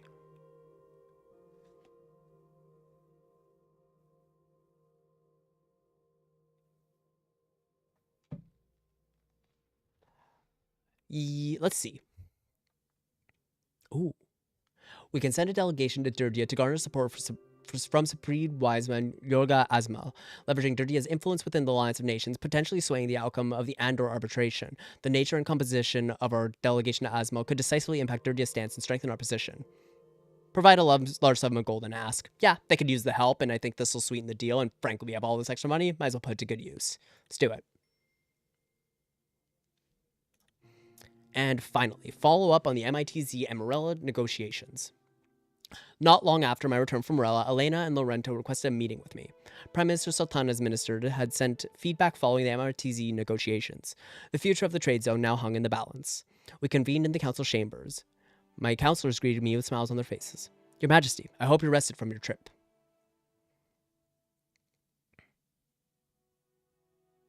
I slept wonderfully since my return, finishing those negotiations with a real load off my back. The two of them glanced at each other. Elena cleared her throat. Actually, Your Majesty, we still have some housekeeping to do in that regard. Lorento shuffled through some documents. The Morellan Foreign Ministry has completed the review of our draft proposal for the nationalized MITZ. Fortunately, they're satisfied with our offer. Amazing news. Oh, wait, I don't want to say that. That was suspiciously easy. We did promise Morella quite a bit. Come now, Elena. The renewed goodwill between our countries will be worth it. We'll get no such goodwill from Mr. Alvarez, I imagine. I confess I am not looking forward to his reaction. He would have done the same to us, I'm sure. Lorento still looked troubled. He's right, Lorento. Rizia and Lesbia were never going to be on the same side. I suppose not. Oh, I almost forgot. Prime Minister Sultana has sent us a gift to commemorate our successful negotiation. He presented me with a wooden box. I opened it to reveal a shiny, brightly painted bird with a wind-up key stuck to its back. It's a model of a Morellan meadowlark, indigenous to the Arufeld River watershed.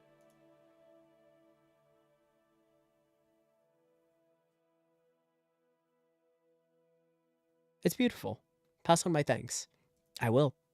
As for the concessions Risha has agreed to make, he nodded to Elena. She opened her ledger. Treasury funds have already been earmarked for the rehabilitation of the Arfield watershed. They will be transferred to Morel once the agreement has been approved. Region Oil and Gas will begin work on a pipeline from Riga to Morel in order to fulfill the energy deal we promised. If all goes well, it will be complete in time for the gas to start flowing once the new MITZ agreement is ratified. Oh wait, this is one extra. Per turn from Esker's gas field. Oh wait, no. Never mind. That does look higher. I don't know what changed. I'm currently in talks with Dirty and Foreign Ministry. You should be able to meet with Supreme Wiseman Asmal to discuss Prime Minister Sultana's requests. The Dirtians wish to communicate their satisfaction with Rija's treatment of Golcondists. Oh, wait. Dirty Foreign Ministry. Dirtia, sorry. You should be able to meet with Supreme Wiseman Asmal soon to discuss Prime Minister Sultana's request. The Dirtians wish to communicate their satisfaction with the Rija's treatment of the Golcondists.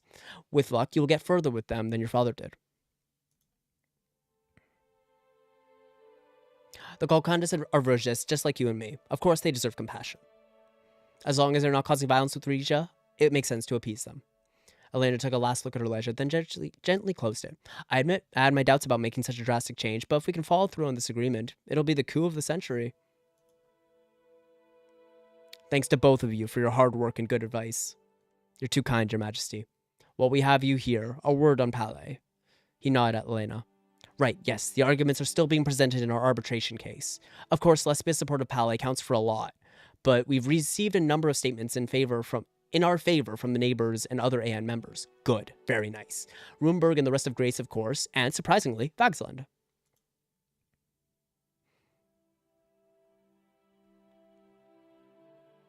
Your people come through in a pinch, Miss Werner. Please, Your Majesty, I don't identify with what Vagsland has become. If our agreement with Morella proceeds as planned, we may earn their support through our neighbor, though our neighbor has little clout with the AN on its own. If President Smolak was serious about wanting to renew ties between our countries, he will speak in our favor. As for Dirtia, Supreme Wiseman Ajmal does not hate us, but nor does he have a reason to stick his neck out for us. Anything else we can do to sway their vote in our favor? Not at this point, Your Majesty. There's not much we can do, but wait for the results. We've gone long past our allotted time. Why don't we call it a day?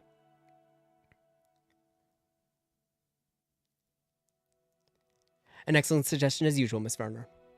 The three of us wrapped up our meeting and went our separate ways. Oh, this is pretty. I like this. That's super nice. Okay, let's quickly take a look. Sorry again.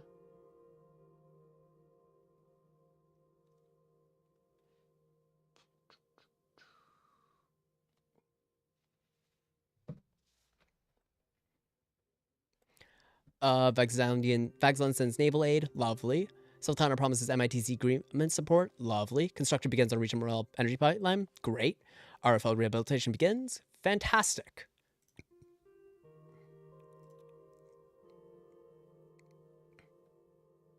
Assault on region. Oh no.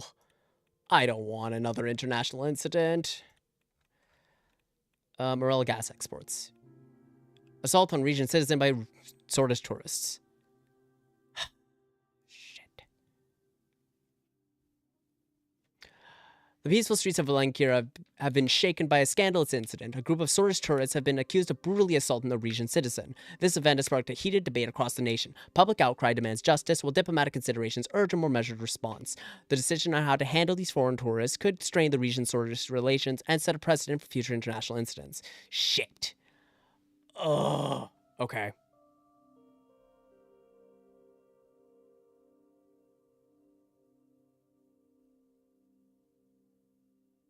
I'm inclined to do it just for the authority.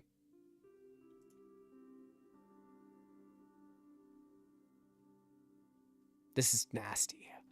This is a nasty situation. Stay silent on that subject. Send the tourist back to Swordland.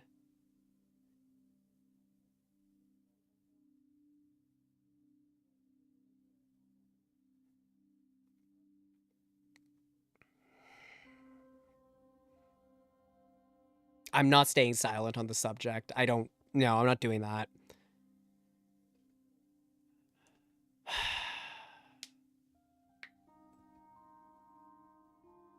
No, we're not dodging our way out of this with staying silent. I don't like that decision at all because it just says like, oh, you can come in and do whatever you want. That's ridiculous. Sending them back makes sense. I think that's fair.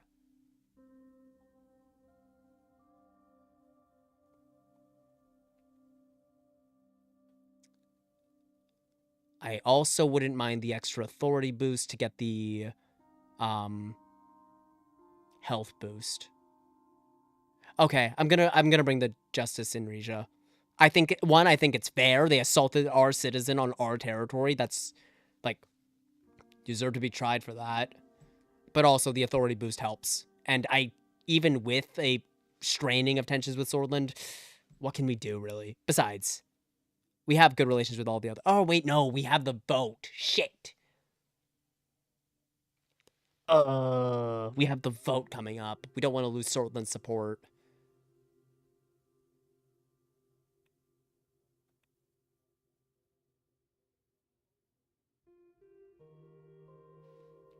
Diplomatic considerations urge a more measured response. And you might not want to rock the boat with international image. Just as it is. Yeah. I think, yeah. As much as I really want that authority to sign the health and education thing, I think sending them back to Swordland is the best move. Yeah. Send the tourists back to Swordland.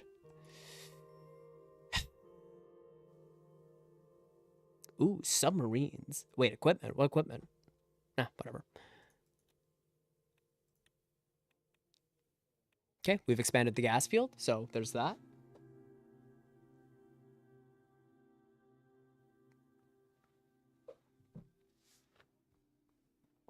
Okay, it's probably the last, unless this ends the episode. This is probably the last one I'll do.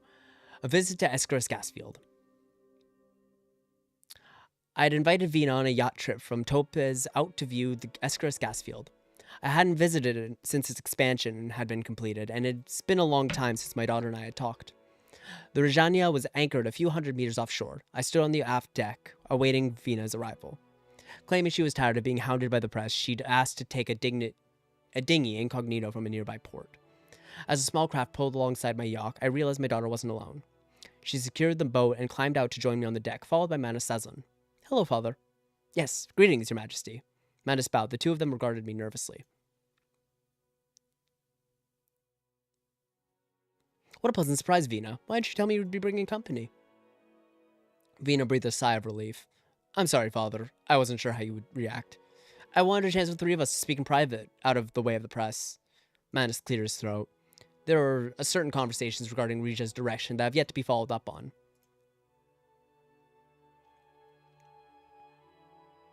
Good idea. We three have a lot to talk about. Yes, we do. The yacht pulled up anchor and we began our journey out to Escaris Field. As we ascended onto the upper deck, I noticed the Rizania's shabby state of repairs. The paint was peeling in places, and a few of the fixtures were rusted.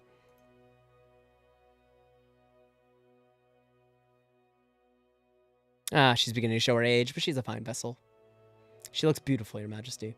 You're too polite. The Rizania hasn't been restored since before my mother died. But our country shouldn't have to pay for the upkeep of the king's luxury vessel. Don't you think so, Mr. Sazon? Hopping off, long-time lurkers, first-time chatter. This is my favorite game, and it's awesome watching your mind work out the strategies from a completely blind perspective. Good luck to you. Thank you so much, Jackson. I really appreciate that. The game needs more attention, and you scratch an itch. I really, really appreciate that. That means a lot to me. Honestly, I absolutely adore this game. I'm so glad there's so many people out there who feel the same way I do. I've been having an absolute blast. Thank you so much for being here. I really appreciate it. I hope to see you again in another stream. Also, thank you for your advice. It really, really did help. I appreciate it. Don't you think so, Mr. Sazon? Well, if the king sees the utility in maintaining such a craft, I would not dare oppose him. We settled around a table on the upper deck. Happy to be the Lago to your Jafar. We sat around a table on the upper deck. A server came around with orange juice and light refreshments. I looked around. We were surrounded by open ocean, with the first gas field yet to come into view. So, Father, Your Majesty, They looked at each other and laughed. Spit it out, you two. Manus nodded at my daughter. Well, Father, I don't think it's a secret that the two of us connected in Salabay. We've been corresponding since then, and speaking on the phone when we've had time. I confess, I withheld my feelings at first, fearing reprisal from the king, yet the more we spoke and wrote, the more I realized what a fool I'd be to walk away from such a beautiful, inspiring woman. Oh, that's cute. Vina blushed furiously. We both know better than to rush into marriage, but it is our hope that you will give your blessing to our relationship. You don't need my blessing. Vina is a grown woman, and her romantic life is none of my business. Vina's eyes sparkled. Thank you, Father. Of course, I see it the same way, but it means a lot to hear it from you. Still, I must say I have reservations about your future children carrying the name Sazon. Wait, I didn't want to say that. There's no other option. Her voice assumed, not necessarily, Father. Her voice assumed a patient tone. If there are ever children, their last name can be changed by royal decree. House Taurus will remain on the throne. My family won't like that, of course, but if I must sacrifice my name to be with your daughter, I will.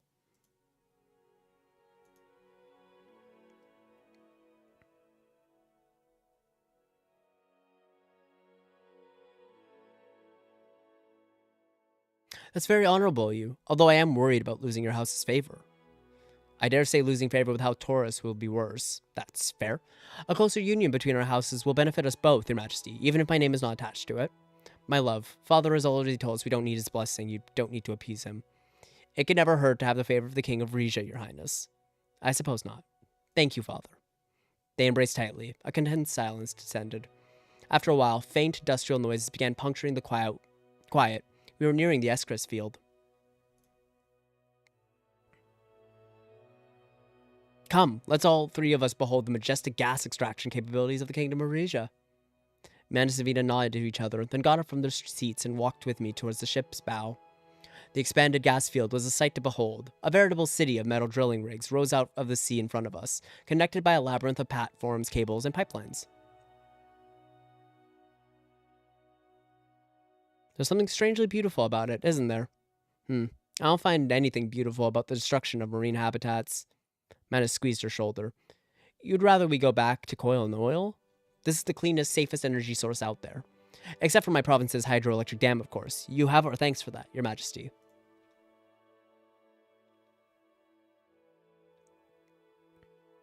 Greater energy independence is a win for us all, Mr. Sazon. Yes, both my house and the RPP are happy to see Rizia making progress on that front. Vina nudged him. Speaking of progress, I've been doing some thinking since our conversation in Salabay. We both have. My house would be happy to help you achieve the reforms you desire. So am I. All three of us want the same thing, Father.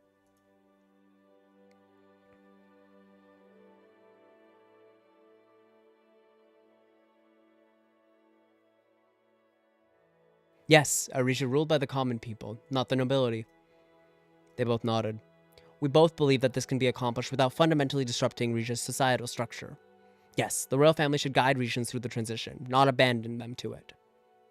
I thought for a second you two were going to start advocating for a revolution. We talked about it, but look at what's going on around us. Rizia needs change, but we also need stability. We had reached the far edge of the gas field. The yacht creaked a little as it began to turn around. Here's what we were thinking, Your Majesty. As long as the Rizia National Coalition holds a delegate majority, they will oppose our attempts at reform.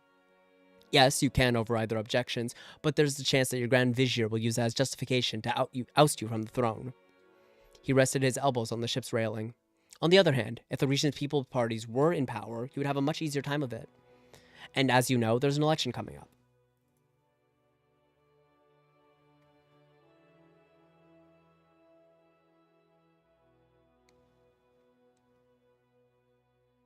If you win, you'll be the head puppets in our puppet parliament. How will that change anything? For a start, it'll be a lot easier to pass progressive decrees if we're in charge. Listen, the makeup of the House of Delegates is determined by the outcome of the provincial elections, right? But as long as the province's ruling nobles hold the power to appoint half the councillors themselves, overriding the people's wishes, the monarchists in the RNC will always have an unfair advantage. Vina nodded in agreement. Take away that power, and the House of Delegates will truly be a parliament of the people. Hold the power to appoint half the councillors themselves. I see.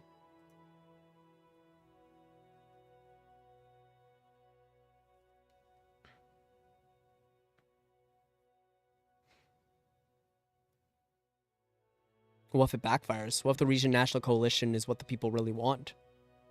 There's only one way to find out. Just imagine, Father. Haven't you always wanted to know what everyone really thinks of us?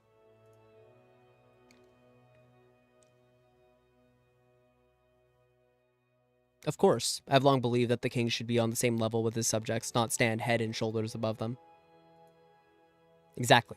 Only when the region royalty becomes part of the ordinary region society can we bring everyone together. I understand that it takes time and effort to pass a decree of this magnitude, but with a big push now, you can implement it now in time for the next election.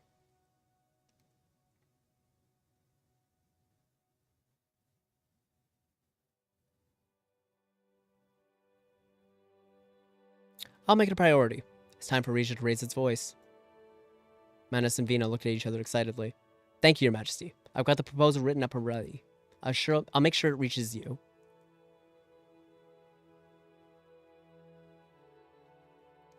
Is there anything else I can do to help the RPP's election chances? Manus thought for a moment, a smile still fixed on his face. You've allowed the Voice of Regia to resume publication. That alone will sway many people to our side. And several million regions of foreign origin have now become naturalized citizens.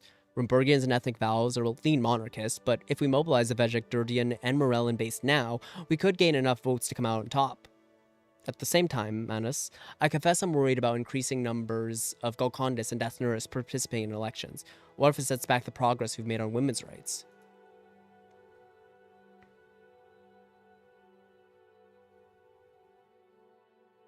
A legitimate concern, my daughter. Manus gave her a confident smile. Vina, as long as I'm still Speaker of the RPP, I will preserve the gender equality laws your grandmother made. Well, Father, what do you think? I think you two have given me a lot to think about.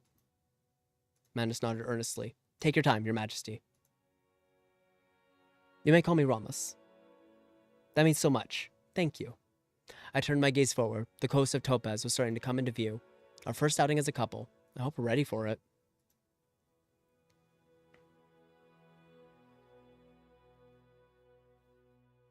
Of course everyone will accept you. You're young, beautiful nobles.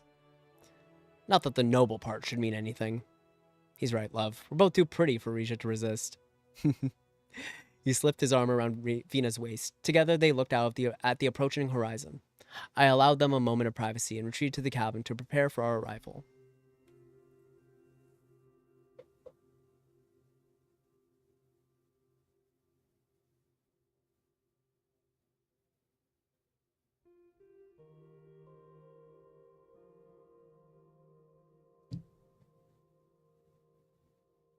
Okay. Maybe I can do one. Royal Yacht Restoration. Huh. Okay. Well, I can definitely do this. What have we got? The monarchy's grand yacht, commissioned in 1901, now shows signs of wear and tear. While its restoration holds deep symbolic value, it also demands considerable time and resources. The alternative is to sell it to sell the antique pieces. I'll restore it. Yeah. I'll restore it. Okay. Besides, I didn't want to lose more. Whoa, that's a lot of authority. Jesus. I don't have that. Ooh, that's not good. Okay, well, I'll do what I can, I guess, but, like, yikes. I don't know about that. Okay, well, we've got a lot ahead of us. Let's hope this goes well. Well, this has been a very, very interesting episode. Oops, that's my headphones. Not that actually matters, but yeah. Wow, I've got a lot to think about where I want this campaign to go. Our resources are really limited, so I am nervous about that, but I think with the construction of the support vehicle factory, the restoration of the gas field, or rather us getting half of our pick, A bit more authority would be really nice, but like I don't know if I'll be able, how much I'll be able to spend there. Difficult situation. I'll have to think a lot about this and see what we get to do next time. But with that, thank you all so much for watching this episode. I'm super excited to be back next week. This playthrough has been awesome, and I'm so excited for it to continue. If you enjoyed this episode, please do like and subscribe the video. It really helps me out, and I appreciate it so much. I'm absolutely loving this game, and I cannot wait to play more of it. Thank you all so much for your support. It really does mean the world to me. Thank you all for watching, and I'll see you all next time. Take care of yourselves. Bye.